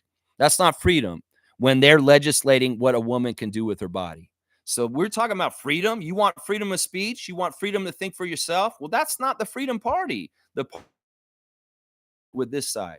It's not. It's not. Yeah, Infamous is with them. All right, guys. All right, that's fine. It's fine. It's all good. You guys do not have to agree with me, but it is what it is. All right, Mike's saying it's the natural balance. When people are struggling, they care less about what other things and go conservative. When things are good, people care about the future more and vote liberal. Government control is what certain Dems want. They want everything controlled and to be controllers. No, they don't. No, they don't. What that doesn't make any sense, Mike. Once again, I'm wondering about the echo chamber that you're living in right now, and why you think this way. The Dems want people to be able to be trans. I think that's the most freedom inspiring of anything. Some people don't want them to be allowed that. The people that don't want to allow for trans are the people that are anti-freedom. That's the crazy thing. The people that don't want to allow for abortion are anti-freedom. The people that don't want to allow for critical race theory taught in schools are not for freedom. You are talking like the liberals and the Democratic side are anti-freedom. That's not true. That is not true. The other side is way more controlling and want to tell you what to do because they base a lot of their principles on religion and a religion that they believe and not everybody else will believe. We want freedom of religion and to be freedom to think for yourself in religion. Well, that side doesn't want that. That side wants you to believe very much their values and morals and force them down your throats. So, Mike, I don't get this, man. I don't understand this. Certain Dems they want everything controlled and to be the controllers. No, the one person who wants to control is the guy they just elected to be president. He's the one who wants to control everything. And you're going to find that out in the next couple of years. And you're going to be like, damn, Lex was right all along and we're fucked. And honestly, I can't believe I was fighting against Lex for so long when I see the actual real results of a dictator named Trump doing what he's going to do very soon. You're going to see it, man. Mike's saying Sanders said the working class people left the democracies. That's because the policies are hurting them at the moment. Yeah, the corporatism's hurting them. We've got to understand it's not politicians, just the ends of the means of the businessmen that are trying to make the rules and make as much profit. Once again, the root of all evil is money. We know this. And that this is what motivates these decisions in a lot of ways, whether it's deregulation, it's the eradication of the environment, it's whatever they're doing. So, Mike, Bernie Sanders is for the working people. Yes. The prices, their problems, that's the corporations. That's the 1%. That's the ultra rich's fault. It's not necessarily the politicians. The politicians are bought and paid for by those people, like Thiel for J.D. Vance. So, I mean, Mike, you're kind of going a roundabout and not really just looking at the very basic center of the problem. And that is corporations, the 1%, and the ability for people to make as much money as possible by changing the monopoly game rules as they go and making it more enhanced for their profit margins. That is the problem right there. Infamous is saying by the for those that don't know, Robert Byrd was a member of the Ku Klux Klan. He led will also not tell you the Democrats created the Klan. Yeah, but you've got to understand also, you guys are just using the names. It's like kind of like saying, well, Lincoln was a Republican and he ended slavery, so the Republicans ended slavery. You guys don't understand that the parties were very different at that time. And in some ways, Robert Byrd, you're talking about somebody from like the 1800s or something like that, and he got older. And yeah, listen, the thing is, the parties switched. They were in different places at different times in the history of the United States. And in some ways, this is just like this is a talking point once again from the right wing that you're falling for, and you're kind of carrying with them that is not very useful. It's pointless at this point. Who cares about that kind of stuff? You can say the Democrats started the Ku Klux Klan, but what does it matter at this point? They're definitely not the ones running with it at this point. Let's look at who's the Ku Klux Klan right now, and it's the Republicans, it's the MAGA. So you can go ahead. Oh, they started it. Well, who kept the baton running? Is what it is. And some of those Democrats back then are turned Republicans at this point, just so you know. Just so you know. Mike's saying, go rest, Lex. I know, I want to, man. Hard cutoff. I appreciate that. Mike's saying the elites on the left want more government control and the federal government to have all the power and to buy that person to get them in office. That's exactly what they did. And Mike, this is the funny thing. You're saying this against the left because you think they're the problem. No, they're not. The right wing is who funneled way more money towards Trump getting what they did. Basically, they bought this election. It was Elon Musk, Adelson, the Kochs, Tim Thiel, all you're calling them the elites on the left. No, it's the elites on the right, my guy. Seriously, don't get it twisted. In some ways, they've used that name. I don't even remember his name, Soros, and said he's such a horrible person. Maybe there's like one guy on the left side that's putting money into the left side to fund it, but there's so many more right-wing Republican people that are doing it more with more money and controlling things. In fact, the media is compromised because they own it. Because basically they own it at this point. So, Mike, you're really off base on this, and it's funny that you're attacking the left. Like, you're gonna find out that you're going at the wrong side. Seriously, like, I don't understand why you hate them so much. Why do you hate the left so much? What did the left do to you? Seriously, like, what did they do to you, man? Sanders was pushed aside by the Democratic National Convention. He had the popular grassroots support. He had a better momentum, and he could have beaten Trump outright easily. But because he's not an establishment Dem that's going to go along with the corporatism and some of the stuff you are saying, they cast him aside and disregarded him and forced Hillary into that spot. And that was a big mistake. In some ways, a lot of the problems that we have right now would have been not happening if Bernie Sanders could have rightfully ran the campaign that he was supposed to in 2016. So that's what I say right there. $1 billion was raised by Harris. He spent way less money. Who are you talking about? Man, you don't even understand. You didn't see the money that was being sent to him by all these big, huge, like mega PACs and stuff like that. Elon Musk by himself. You know, I like Sanders. Yeah, I like Sanders too. He's getting too old to run at this point. But anyway, Mike, either way, we're going in circles. Playing the centrist in this role is wrong because in some ways, it is what it is, Mike. You can go have your beliefs. But once again, I did ask you guys, and Neil eventually did say no more politics, but you continued with it, even though you did stop earlier in some ways. And yeah, Bradley's gone, man. I'm serious. I don't want him back here ever again because I don't want to keep going through this bullshit every single day. In some ways, it does matter to me whether you agree with me to a certain extent on politics. So that does matter to me. In some ways, this isn't like a freedom of place. In some ways, this is my channel and I want to talk about what I want to talk about. And if I have political views that we don't agree on, well, we just got to not agree on them, but don't fight me on them. Don't think you're going to teach me anything, Mike, because you're not. Because in some ways, where you're getting your information, I don't respect. Because in some ways, I feel like and this has been the case in the past years with you and I, that some of the stuff you said, I've been like, yeah, this isn't lining up right. Exactly. But this is just how it is. And like you guys said, everybody's their different opinions in different ways. And I'm willing to be okay with that. But understand this channel and the fact that I give my hours every day to do this, I'm going to be me and I'm going to purport the things that I believe. And if you guys want to be abrasive and friction with me, so be it. But do it to your own detriment, possibly like Bradley did today. How about that? Yeah, I'm like you're with the working class, then you should be with me because that's who I'm with also. That's right. I'm with the little guy. And honestly, going after saying the elitist left that wants to control is not helping anything. You're going in a distraction and it's not helpful energy. If you want to be where the working class, we need to go at the CEOs. We need to go at the 1%. We need to go at the really rapidly accumulating billionaires that are absolutely sapping all the recent money in our society up to the top. And that's why we have no money. It's all rigged, man. Mike's saying that's the issue, though. I try to base things on known facts, but known facts aren't that clear.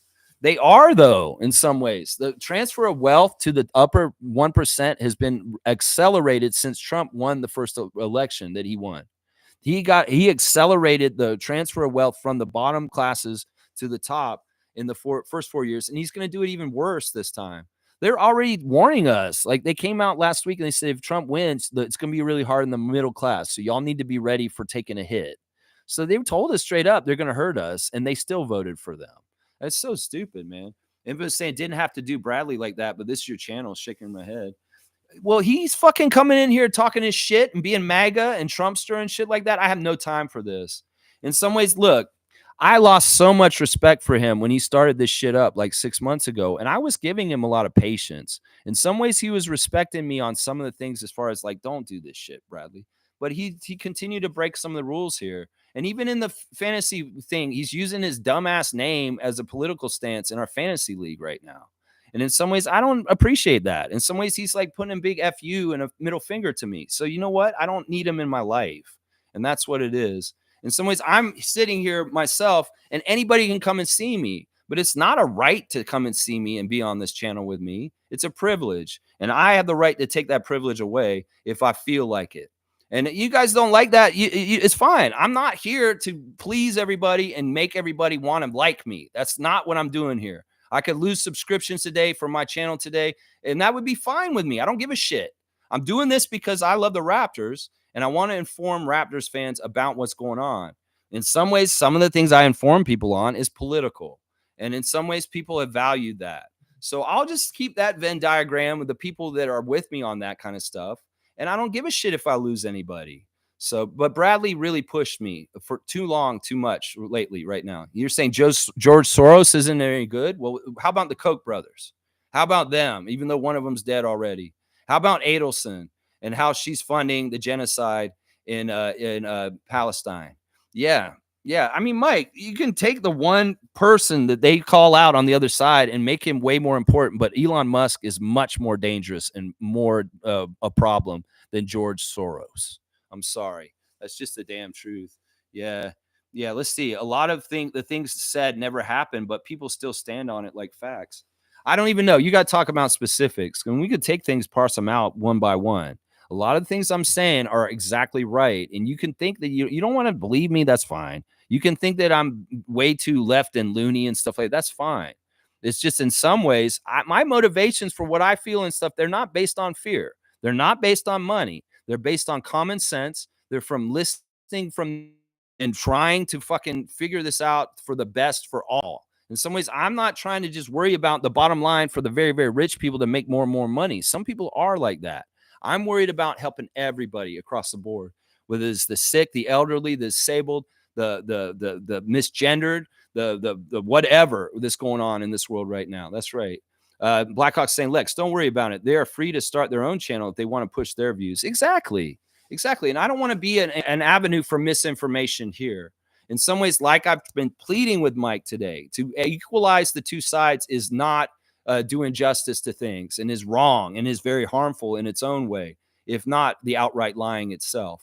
So Smooth saying, all I will say, there are a lot of parallels to pre-1939 Germany in the world now. Exactly.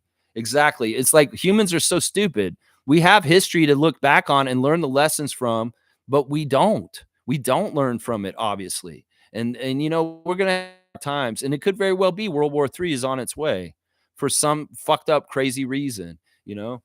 Mike's saying everyone is just trying to figure it out, but saying people are Nazis isn't right.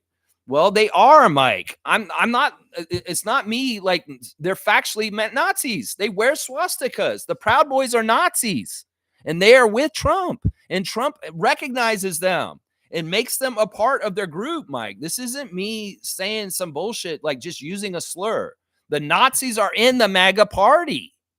It's not a stretch to say, yeah. And once again, I say this, if you're with Nazis, and I think most Semite people, Zionist people would say, if you're with Nazis, you're a Nazi. If you are normalizing and saying, yeah, I don't have any problem with this guy over here that hates Jewish people, black people, Latino people, gay people, everybody else. No, I'm in the same room with them. I'm at the same rally. You're a fucking Nazi too. So, Mike, let's not get it twisted. You could say, oh, I'm turning people off from this. If they don't like it, well, get the fuck out of the Nazi rally is what I tell them. That's what I say. If you don't like it, that's what I'm saying. And even Smooth saying here, and the man in charge is the most powerful nation of the earth, has said he wants his generals to be like Hitler's generals.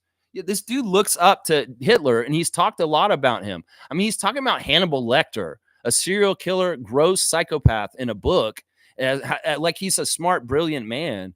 It's really crazy, man. Steve Bannon is in Trump's inner circle. Yeah, he was exiled, though. I don't know if they're exactly friends anymore. It's kind of like Trump goes through people around him like toilet paper and discards them really quick. So it's like he goes through some of the people who were saying that he had originally, they'd said no to him and resisted him. Well, this is part of what he wants, is he wants the ability to fire anyone that at any moment, if they absolutely disagree with him in any kind of way. And that's a dictator. And I don't know how you can't argue against that. I mean, that's the crazy thing. You're going to see this. It's going to be coming. All right, guys, let me finish up. I know that Monique's want me to go rest, and I want to do that. I haven't done the Instagram stories, so I'll do them really quick right now. We got Norman Powell heading into the game. He's looking all focused with his sunglasses on from last night against the Kings. Yeah, we're going to see Norman tonight. We'll see how playoff Powell does against the Raptors. It'll be a nice moment to see. We got Jamal Shed looking sharp with a nice collared shirt and a sweatshirt and some jeans on. Teresa Resch has got Whoopi Goldberg on Jimmy Fallon talking about why she was never married because she's so busy like working on projects and stuff like that. Let's see. Garrett Temple's got his daughter on blast. She's all dressed up and he's saying happy birthday, beautiful. I guess it was her birthday. Isaac Bonga's birthday was yesterday and he's got his family with him in his Instagram stories. Very, very cool to see that. Chris Boucher's listening to Quality Control. He's got some music playing. He's got Delano Banton on blast because Delano did something very fun the other day. He's the first Trailblazer to score 20 points in 12 minutes in team history. Only the seventh time an NBA player scored 20 points in a quarter or fewer. It's his career high for a single quarter, and he outscored the Pelicans by himself in that fourth quarter, 20-18. So big ups to the 45 bus, Rexdale bus, Delano Banton from Chris and the rest of the Raptor freaks right there. He's also putting on blast Russell Westbrook and talking about being on the Nuggets and what it means to be a vet and a leader of people now on the team. And Bruno's also posted that on his. Kelly Olynyk is meeting with a guy who's a business guy out in LA, shaking his hand, and he's got some new opportunities coming up. I think this guy's name is David Nurse. And he's not a shooting coach, but he's like a business person that works in the business world and with athletes. So I guess there's something going on with Kelly with that dude. Let's see. What else we got? That's pretty much it. I don't need to go on any more of that stuff. Let's see. Mike's saying, okay, yeah, some stupid people stand with both sides, but labeling all people Nazis isn't right. Can we agree to stop that? No. Because this is the thing, and this is what Jewish people said. If you stand with Nazis, you're a Nazi. The people that didn't stop Hitler, even though they weren't in the Nazi party, were just as bad as the Nazis because they stood by and let this happen. So either you resist it and you fight against it, or you sit idly by and just let it happen. You are endorsing it by sitting idly by. So me, by speaking about this, is the way I fight against it, is the way that I'm not on that side because I pointed out. Now, if you want to be in the neutral side and be Switzerland on this, Mike, in some ways you're allowing the other side that's going to subjugate everybody to have more power. So you can join my side and try and fight against it or sit it out if you want. But I won't call you a Nazi for sitting it out, but you allowed the Nazis to come through. And the red side is Nazis. I'll say it over and over again. You can think that's bad, but it's just the damn truth. They've showed it over and over again. Charlottesville, Proud Boys, the rally in Madison Square Garden. It's right in front of you, Mike. Go look at it all and go tell me that there's not white supremacy driving the MAGA party. Seriously, that's what's going on right now. Blackhawk's saying, I'm not worried about misinformation because I'm well educated. I understand gas, housing, education, employment, entrepreneurship, manufacturing, finance, etc. There you go, Blackhawk. Hey, I won't disagree with you. I'm not on anyone's side. It's called independent. I respect that. But you can be a well-informed independent and in some ways don't equalize the two sides. That's all I'm asking you right now. You have to understand one side is very dangerous and could destroy American democracy very, very soon. And that's the thing that's bad. You're a free thinker, so am I. But in some ways, you may not think I'm a free thinker because I'm so hardline left. But trust me, the hardline left side is the side that allows you to free think and think for yourself. The other side is a cult of personality. And you have to think what the great Donald thinks. And if you don't, you're out because he will either throw you in jail like Putin does, or he will fire you from your government. If anybody gives him any resistance, he's going to kick them out. He's already said this. You can think I'm making shit up, but you can listen to him talk and he will tell you exactly how much of a dictator and a fascist he is. He could tell you straight up. You just have to listen to him talk. He will tell you himself. All right, tonight, the injuries for the Raptors are better because Jonathan Mobo doesn't seem like he's going to miss any games. He's going to probably play tonight.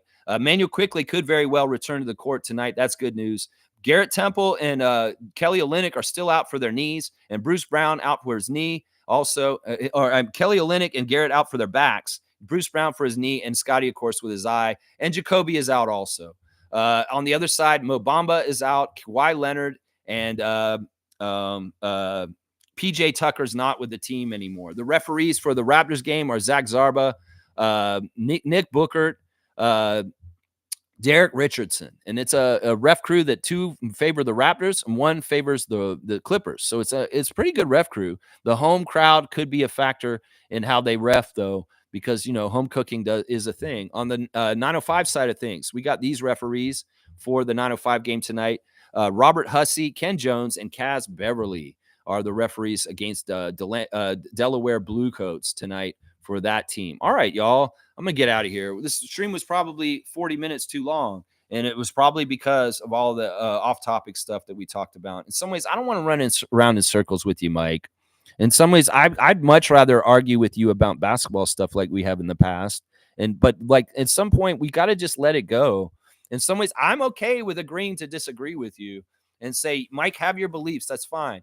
But when you continually purport comments back at me to try and win me over, you're not going to get that, Mike. In some ways, you're not going to get that. I'm trying to meet in the middle and understand your point of view, but I'm also trying to keep things real as far as what's going on here. Because in some ways, we need authentic, honest voices like mine out here because there are so many people out there lying and confusing things. So I wish you trusted me more in some ways to think, well, Lex has the best intentions for things. And part of the things he's saying makes sense. And in some ways, you know what? Maybe I do need to kind of listen to him in some ways. But if you don't, that's fine. That's your right. That is the difference right there.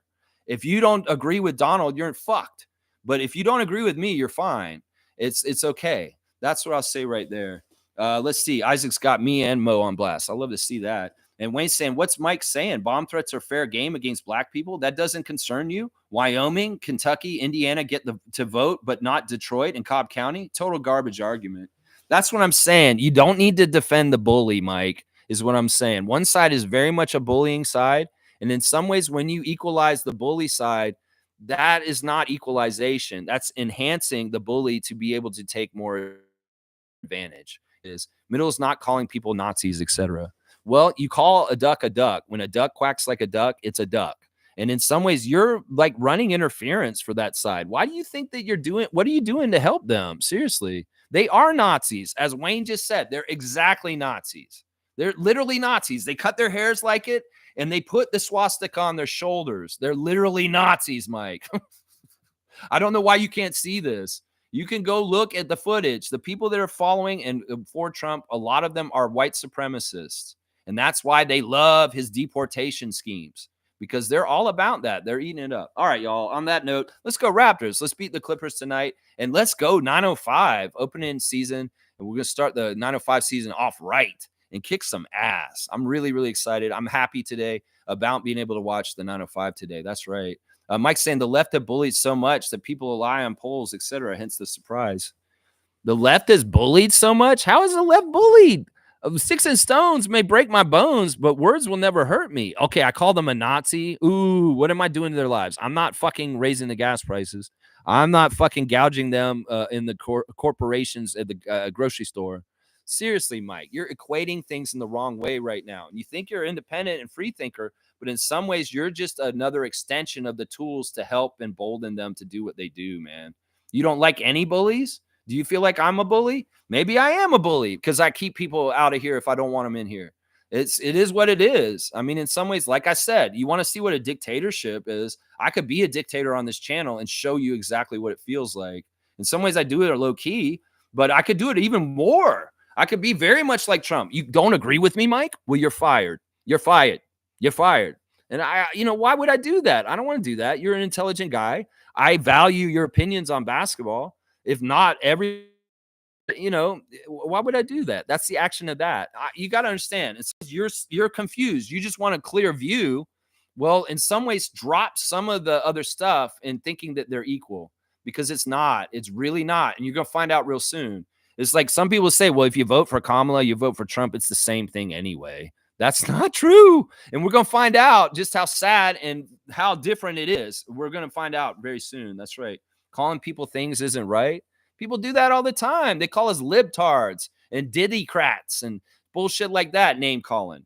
I'm not name calling. I'm calling them what they are by the noun that they are. They are Nazis. That's not name calling, Mike. That's just the damn truth. That's not name calling. They are Nazis. And if that bugs you so much, why does it bug you so much? Maybe look internally and search your soul. Why does it hurt when Lex calls the right wing Nazis? Why does it hurt you so much? Why are you defending them from that? I don't get it, Mike. I don't get it. Infamous is saying he's a Democrat. See, there you go. But he's for free speech. And I see Infamous is kind of chiming with you and standing with you in some ways. And I respect him for that. But in some ways, he's not going to the point where you're trying to demonize Soros and also demonize the Democrats for this, and the ultra left are trying to control things. That's just not true. That's just not true. That party is for opening up opportunities for more people economically and also for their own orientation of what they want to be. And some people don't want people to be trans. Some people don't want people to be gay. Some people don't want that stuff. That's the people who are trying to be controlling. That's the people who are trying to be controlling. That's it right there. If you were red, I would defend the left. Well, you just want to be a devil's advocate then. I mean, I get that. Some people are just that personality. They just want to argue for the sake of argument's sake. In some ways, Mike, you probably were on the debate team when you were in school or something like that. That's great. That's great energy. You want to be contrarian. You want to argue whatever the point is in front of you. I think that's what it is. I think that's what it is. Infamous saying, who in power now? Things any better? War, raising prices, etc. You know, in some ways, I don't agree with Biden and Harris on their war policies. I really don't. And that was probably the biggest turnoff I had about them. But once again, that's the one blemish in some ways for me in a major way. And the other side has just got so many problematic things about it. That's the thing. And that's part of the false equalization that I'm talking about, Infamous. You could say like this issue, sure, there's issues with Trudeau, there's issues with Biden, but the alternative is much more problematic. Just trust me. And we're going to see it now. Yeah. And most saying no more comments. Mike saying, I just don't say things a lot and let you say whatever. It's fine, Mike. I've had friends, close friends that are like you, that it doesn't matter what I say. I could say the sky is blue and they're going to say, no, technically, Lex, it's gray, just to be kind of like dissenting. And so that's fine. You can do like that. And I allow for the freedom of that. It gets annoying. And it's funny that you said, well, if you were really like writing from the other side, you just outed yourself as saying that you're contrarian. And it doesn't matter what I'm going to say. You're going to say the opposite. And in some ways, it's fine. In some ways, it wastes my time on the channel because I talk a lot more on stuff that I shouldn't be talking about.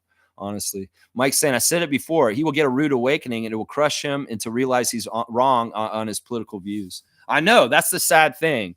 And some of the people are already realizing it that voted for Trump this week. And it's like, you're like 4 days too late, dumbass. You should have fucking made the right choice on Tuesday and you didn't. And now we got to all deal with it. It's sad. All right, guys, on that note, I'm out this time for real. I appreciate Monique for the cutoffs and all the things you do. I appreciate everybody. See you, Bradley. In some ways, I love you, man. I wish this wasn't this way, but I can't support people that support Trump. That's why I stopped doing the Tada ads. And now I don't even want you on my channel and you're kicked out. So it's just how it is. It's not like in some ways Bradley was giving a whole lot of substantial things to this channel other than cheerleading. I really appreciate the Raptor freaks who come in here with great questions about the team, about the players, about the comments and the stuff you want to talk about in the NBA.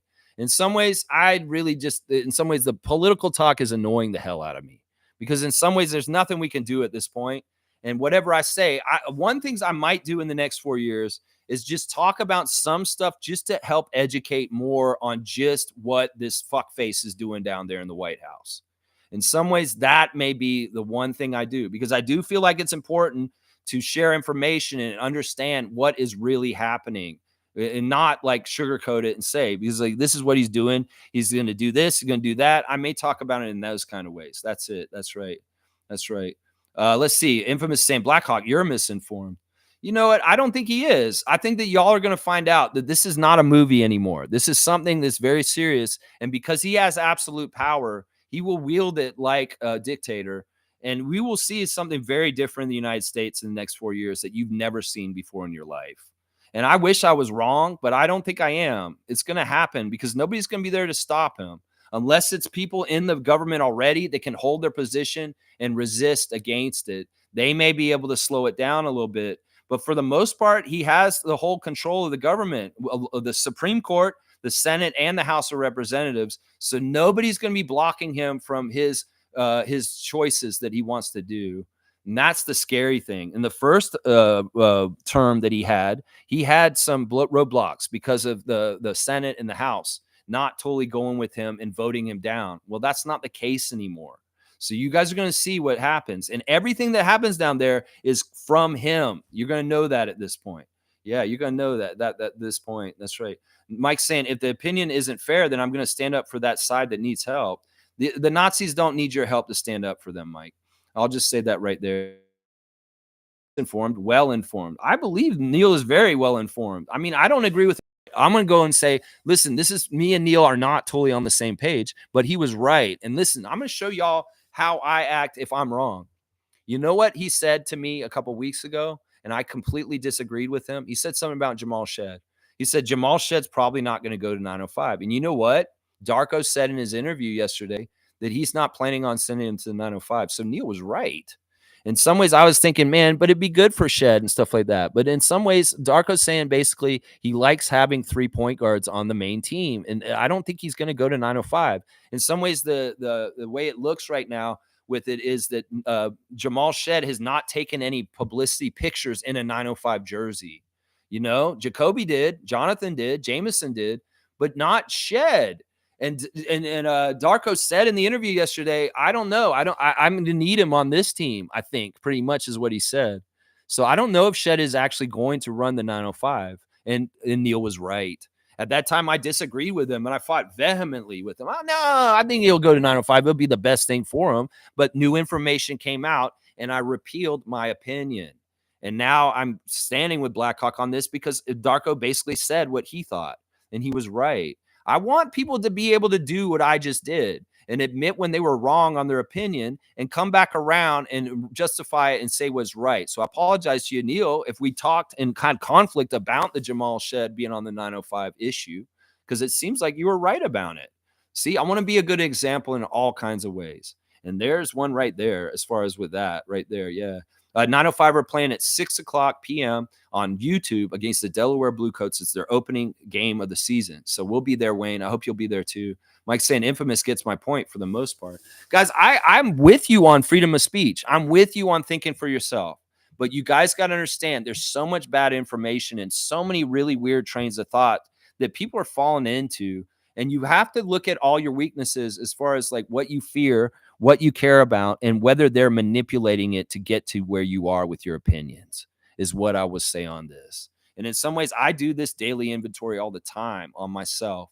In some ways, I'm highly introspective. And I think about, well, Lex, why do you think about that in that way? And I try to think about it in a very fair, critical thinking kind of way. And in some ways, y'all may need to do your own inventory about your beliefs and why you're thinking this and really get down to it. Is it just because you like this one personality on this one channel or this radio show and that you just go with them?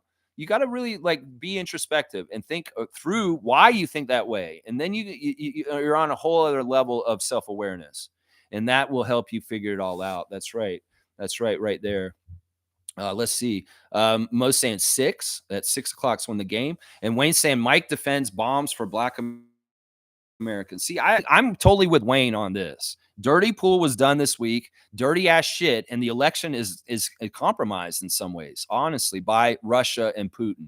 It really has been. Mike's saying we will see, and we shouldn't talk about it till something real happens. There you go. And like I just did for Neil, and saying you told me so, and you were right. Well, let's see if this action comes around down the road from anybody disagreeing with me today. How about that? Let's do that. Infamous saying I do. Mike Prez is a future figurehead anyway. That's another thing. That's totally true. I'll agree with Infamous.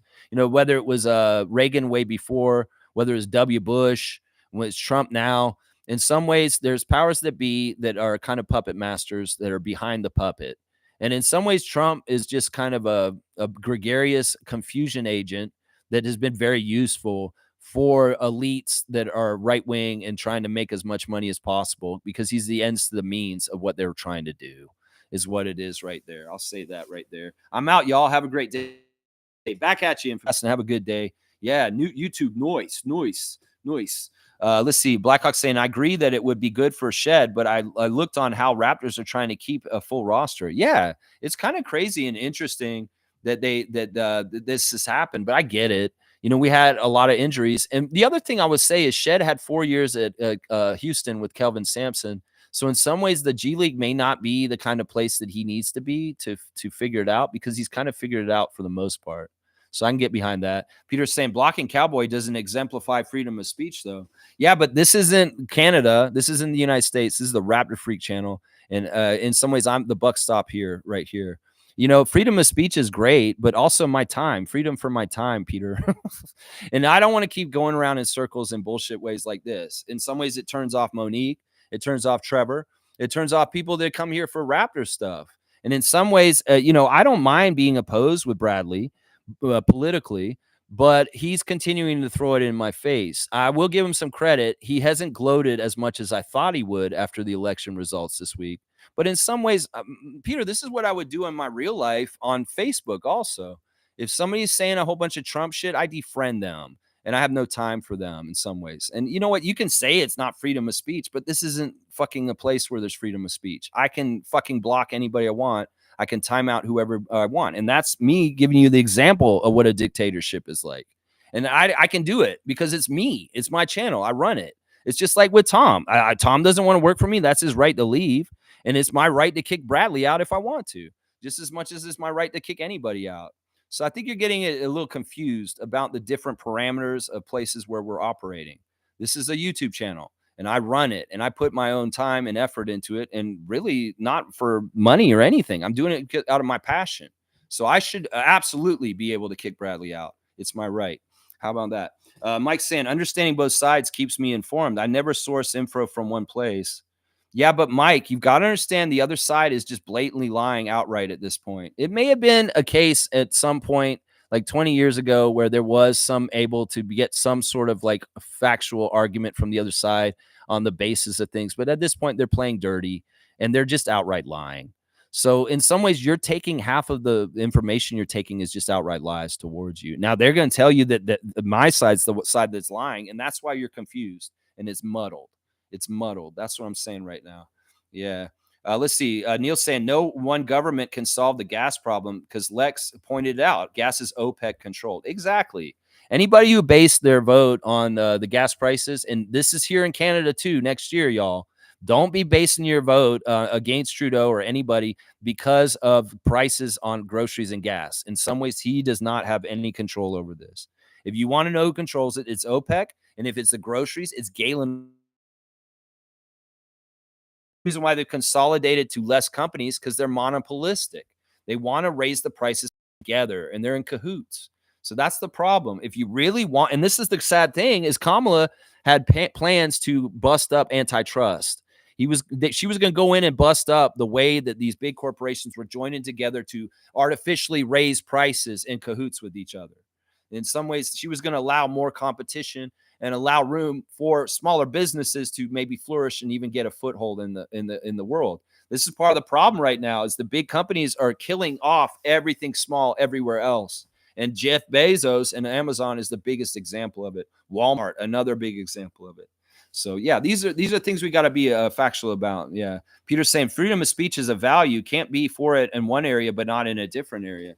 Sure you can. I mean, once again, all in its good place in its right time. In some ways, Drake, saying what he said last Saturday, was not the right place in the right time to say what he said. And in some ways, doing too much political stuff here is not necessarily the right place in the right time. And I definitely do not want to give a platform to the MAGA side of things here, because in some ways that we're not promoting that here. And in some ways, most of what I've been trying to argue today is equalizing the two sides and saying that they're the same is absolute bullshit. And I have to make that very clear on my channel, because in some ways, this is my platform. It's my platform to talk about how I look at the Raptors. And you guys value that to an extent that you guys come and see me all the time. Now, you don't have to value what I think about politically, but you also have to understand that it's my channel and I'm going to be able to say what I'm going to say. And you guys can come in. I allow freedom of speech. Like Bradley will say stuff like that. But at a certain point, it's just not worth it to me to have him around anymore, because it's just like, look, what are you really adding to the channel? In some ways, you're just kind of being a busta with your bullshit, is what I'm saying. Yeah. Neil's saying, who will start a politics channel so we can talk the politics there? I wish Bo, the fifth column, had been compromised and bowed out 5 months before this election. This is a big, huge problem. In fact, I have fishy Windhurst fingers about this, that he's so effective at getting across the what's going on in a factual way, and he's so authentic like me that is like I trusted him, and he all of a sudden had to bow out. I think it's so suspicious because he would have been so helpful in the last 5 months in the stretch run towards this election on educating people properly. And in some ways, I feel like he may have been taken out by some forces that realized just how powerful he was at educating people. And it's sad. It is what it is. I worry about that, honestly. I worry about that for sure. Let's see. Mike is saying, I think the gap between people is the negative effect. Cowboy and Tom are good people, in my opinion. I think that's true too. I don't get it wrong. But you know, in my life, I don't have a lot of time for everybody. And in some ways, the choice that Tom made was his own. I asked Tom to leave. He got upset with me because I was mad at him for standing up for rich people. And I think that my argument was valid. And I'm not totally sure what his argument was because in some ways, I don't understand why he was doing what he was doing. Tom never wanted to circle back and try and sort things out with me. He just threw his hands up and walked off. I can't control that, Mike. In some ways, you know, I don't chase after people. Either people are going to be around, they're going to be around. I'm not trying to kiss anybody's ass and keep them around me. I realize that, you know, in life, seasons change and people come and go as they do in your life. And that's why I'm not afraid of this. The real ones, the people that really value my channel and they have no problem with my politics and stuff like that, they'll stick around. And that's who my audience is. But otherwise, I mean, if Tommy's going to get that mad at me for telling him to stop standing up for rich people, well, he was going to leave at some point anyway. And if Bradley's going to have his political views have such a conflict with me at some point, well, it's just going to be that way. You know, I think they're good people and I wish them well. I don't wish anything bad towards them. I honestly really like the guys. But in some ways, you know, politics does this kind of shit. It can fuck things up. That's for sure. Yeah. Yeah. Peter saying, I agree 100% with logical rationale. See, and I allow for this. In some ways, you guys are not totally going with me, and that's totally fine. It's just I have a line, and if you cross it, then I might kick you out. And Bradley had been trying me for a few months. This isn't even new to this week before the election. Bradley's been a problem with me for at least 5 or 6 months now. As far as like on the down low, I've been putting up with bullshit with him that I really didn't want to, but I was trying to allow for it to be okay. So you guys got to understand, this is not a knee-jerk reaction to me doing this. This is something I've considered. And well, he's continuing to cause problems and be an issue. Well, I just don't want him here. And that's how it is. All right, let's see what Wayne's saying. The hypocrisy is that Lex supposed to have a higher standard than Nazis. Bullshit. That's the thing. What I'm saying, there's a lot of pointing fingers at the other side, and a lot of the things that they're saying is actually what they're doing, and that's the messed up thing. All right, I'm over 3 hours. I got to really get done. Mike's saying diversity and unity is the goal. I think a lot of people want it at the moment. I want that too, but don't get it twisted. One side is not about diversity. It's very, very white. And it wants white people elevated and over everybody else. Let's not get it twisted. That's just the damn truth. That's just the damn truth. Blackhawk saying Bo's wife or girlfriend's running his channel. I don't even know if that's really his wife. See, I'm such a conspiracy theorist that could be a plant in some ways. I think it is actually his wife, and it's admirable that she took over for him. But you know what the problem is? She just doesn't have the charisma and the authenticity that he has. And when she delivers the information, it's not hitting the same way. Some ways it's partly she's sarcastic sometimes, but I don't get it. I feel like sometimes she's saying things for legitimately, but she's actually being sarcastic. I'm not getting any cues as an autistic person on whether she's like not being serious, and it's completely confusing me. So in some ways I wonder, and I'm like, you know, Belle is not actually doing the job that Bose was doing in the effective way. She's confusing things more than actually clearing things up. And that's why I unsubscribed to that channel this week. And I wrote them a letter too. I said, I really love this channel. I think this channel has done such good in the last few years, but the switch from Bo to Bell has not been smooth. And in some ways, the way the channel was doing what it was doing when Bo was doing it is just not happening. If he comes back and we can hear him during the Trump presidency is coming up, that would be so valuable. But I don't know if he will. And in some ways, I worry about his safety and where he is actually right now. Seriously, Peter's saying your argument with Tom was not in the realm of validity. He simply said not all people are evil. Rich people. I know that's why I wanted to clear it up with him, but he didn't even give me a chance, Peter. It's so stupid, honestly. In some ways, Tom just put his hand up to me and say, all right, I'm out, and just took off. We talked a little bit for a second, and he's like, at this point, he's defriended me. He's just like, yeah, fuck Lex. I don't want to have anything to do with him. I can't control that. I want to circle back with him. I'm not against trying to fix things with him, but I'm not going to chase after him. If we could just figured out the semantics, he's talking about not all rich people are evil. He means like general, like he thinks rich people may be like a million and up. I'm talking about billionaires. I'm talking about the ultra rich. And that may be the whole dumb thing that was the problem in the argument. Is that I don't know if he felt a little talked to himself, because in some ways Tom is a wealthy guy. He's a business owner. And maybe he thought I was talking about him. And that's why he's saying not all rich people are evil. Or maybe he has close people in his family that are rich and he thinks that they're great people. And I agree with what he's saying, but to the point where I was like, look, that's not what I'm trying to say right now, though, Tom. I'm trying to say, and I made this distinction when I was talking about it. I'm talking about the 1%. I'm talking about the ultra, ultra rich. They are the evil ones. They are the evil ones because they have persisted and gained so much off of the backs of everybody else in a very, very, very nefarious way by gaming politics and getting rules changed and just rigging the system. And that is who's evil in this world. And that's what I meant. Tom thought I was talking about his friends that are evil or something like that. No, I wasn't talking about his friends. He's thinking small potatoes. I'm thinking the big enchilada. And that's the difference right there. I could have cleared this up with him and we'd still be friends and stuff like that. But he never gave me the chance, Peter.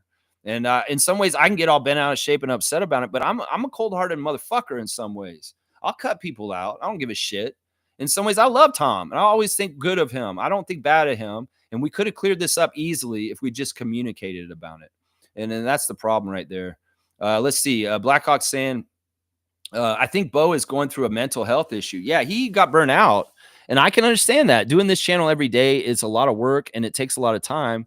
And I can understand where he got burnt out, but man, what the worst time to do it on an election year, 5 months before the election, when we're on the home stretch. And in some ways, his platform and his mouthpiece could have been a huge, huge help with disseminating all the misinformation that's been happening in the last 5 months. That's the problem right there. Wayne's saying, Mike, you still can't say something is wrong with bomb threats and murder against one sector of the population. That means you're for Nazism. All right. In some ways, I'm not willing to go that far with it, Wayne, but you know, it is a slippery slope. I will say that. And Neil's saying, I agree. Bo hits deep, but his wife also is impacted by the abortion issue. I mean, I think she's a great person. I think that she knows her stuff, but also at the same time, she's not like Bo and I, where she's able to get across high level concepts and political things in an easy way that are digestible for the common person. That's the problem right there. In some ways, she doesn't have the talent to say things. And the way she does it, she's reading. She's not like him, where he used to just come off the cuff and say it from the heart and really say it with a passion where you get it across with emotion. In some ways, she's just reading. She might as well be a fucking newscaster on the nightly news. And that's the problem I have. She's not coming through authentically like he did. And that's the problem right there. That's the problem. Peter's saying, sorry to hear that, Lex. I would guess that may have been the miscommunication. I hate it, Peter. And then even with you and I the other day, where I feel so bad. In fact, this is the way I am, Peter. I am fucking crazy. I have Asperger's. I say crazy shit. I can't stop my opinions from coming out. You can ask your brother. I'll say crazy shit about these packages that he sent from Amazon. And I don't mean to be a dick. It's just that I can't control my autism. I'm just tell it like it is. And in fact, that's part of the reason why I love doing this channel, because it's an outlet for me to just spew out and stuff like this. So Peter, the other day when I was calling you guys some names I shouldn't have called you guys about the fantasy league, I apologize sincerely about this. And especially since I couldn't fix the league anyway. And that whole tirade that day was useless because the league wasn't going to be altered anyway, Peter. So I sincerely apologize to you. I do value you as a friend. And I was out of pocket for some of the things I said about a month ago about the fantasy league and the settings that we did, because I felt bad about it right away. Honestly, I was like, man, you didn't need to say those things to Peter and David about the settings for the league. It just wasn't right, Lex. And that's the thing. I can come back and have introspection on myself, beat myself up for my own faults, and then think like, you know what, Lex, I'm not going to be stubborn and hardline. Yeah, I was right. Fuck Peter and David. Fuck Tom. Fuck all these people. No, I think about it. And if I'm wrong, I'll come back and circle around and say I was wrong. So I sincerely apologize for the name calling and the tirade that I had about a month ago about our fantasy league. It was not right. And especially stupid after finding out that I couldn't change or alter the league anyway. I wish you the best, Peter. And I miss you guys. I do. Mike's saying Larry T is a good person, in my opinion. He's a billionaire. So I don't know what's the issue with the labels sometimes. This is a great example. And in fact, he is one of the ones that actually, uh, is an example of a good one. Honestly, I can name some good ones. I think Mark Cuban is a good person also. I think that Bill Gates is a good person overall. I think that Warren Buffett has good intentions and he's a real person, but he's not totally a good person. But yeah, Larry Tannenbaum is a good billionaire. And in some ways, he's an example of it. You're right. I shouldn't wash such broad strokes over such groups, Mike. In some ways, you're very right. And I have to admit that. But yeah, but these guys are the exceptions, not the rule. And there's so many more people behind the scenes that you don't know anything about that are absolutely evil and doing very manipulative things in society as ultra billionaire rich people. Larry Tannenbaum is a good example of a nice, good billionaire. But who knows? Maybe there's some things about Larry that I wouldn't agree with that he's been absolutely awful about also. Who knows? So there, yeah. Mo's saying no more comments, Mike. And Peter's saying Superfan is the best, gets the point across. Yeah, we love the Superfan, Mo. We really do. And Logical saying, oh, Wayne, I was too on top of comments. Didn't see. No, I don't support bombing anyone. Yeah, they didn't bomb them. They just called in bomb threats and they weren't substantiated. But you can see where that could be very disruptive towards the voting in those very heavily populated with black people counties in Georgia. And in fact, Georgia was a swing state. And if they're really trying to strategize how to win this election, crooked or not, this is a crooked way to influence it. Because first of all, these people don't have enough polls to go vote in. They're waiting in line, and then they got to go away because there's a bomb threat. How many of those people you think actually come back and try and vote after they have to leave the facility? So you got to understand, this is a very highly manipulated election, not just with the bomb threats, but also with the social media and you can look at Twitter. Look at what's happened with Twitter since the election. All these bots just shut up because you know why? Because they were paid for. They were paid for. And as soon as that election came out, the outcome they wanted, they cut the faucet off. So if you go on Twitter, if you've been on Twitter in the last year, you've seen how inundated with political shit it is. Now there's nothing there. Why is that? Why is that? Let's use critical thinking on that. Let's think about that. Why is Twitter all of a sudden not so political anywhere on there? Because a lot of that shit was paid for in bots in Russia to manipulate. And Elon Musk wanted that shit because he was trying to help his friend Donald Trump win. So he made the ecosystem that allowed for this. Go look at the difference between Twitter today and last Saturday. And you'd be like, holy shit, Lex is right. It's not just because the election ended. Politics don't end just because the election ended. It's because the funds for paying for all the bots and the misinformation shit had to stop because they didn't have to pay it anymore because they accomplished what they wanted. And that's the exact damn truth right there. Seriously, right there. Yeah, Peter's saying, yeah, hence why I'm still here. Respect, Peter. I know, seriously. I'm abrasive. Seriously, I don't get along with anybody. I fight with everyone in my family. I fight with Adriana. I fight with everyone. I'm just that dude that's like this. In some ways, it's a part of just who I've always been. And in some ways, I can't help it but be Lex. And in some ways, I'm abrasive. In some ways, I'm outspoken. I have no filter. And that's a problem. But respect to you, man. And once again, I sincerely apologize for going low and being an asshole that day when you were here that day. Yeah, Mike's saying same. Okay, yeah, we're good. I understand your point more. It's all good, Mike. Listen, I know that you're a smart guy, and I know that you really do value getting all the stories from everywhere. So take my part of information and add it to your kit and caboodle of wherever you're getting everything else and see how it all jives together. And maybe, hopefully, some of the stuff that I say can be weighted a little bit heavier. Because why does Lex have any reason to lie to you, Mike? Seriously, what would my reasons be for why I'd want to mislead you or say things to make you misled? I have no reasons for that. I want the truth just as much as you do. And I want to work for the little man, the working class, just as much as you do. In some ways, we have a lot more in common than we have different. And that's what we need to focus on, is that right there. That's right. Yeah, Mike's saying, Lex, me and you are birds of a feather, no doubt. Respect to you. That's why we say Project Truth always. And on that note, I'm out, y'all. Let's go, Raptors! Wah!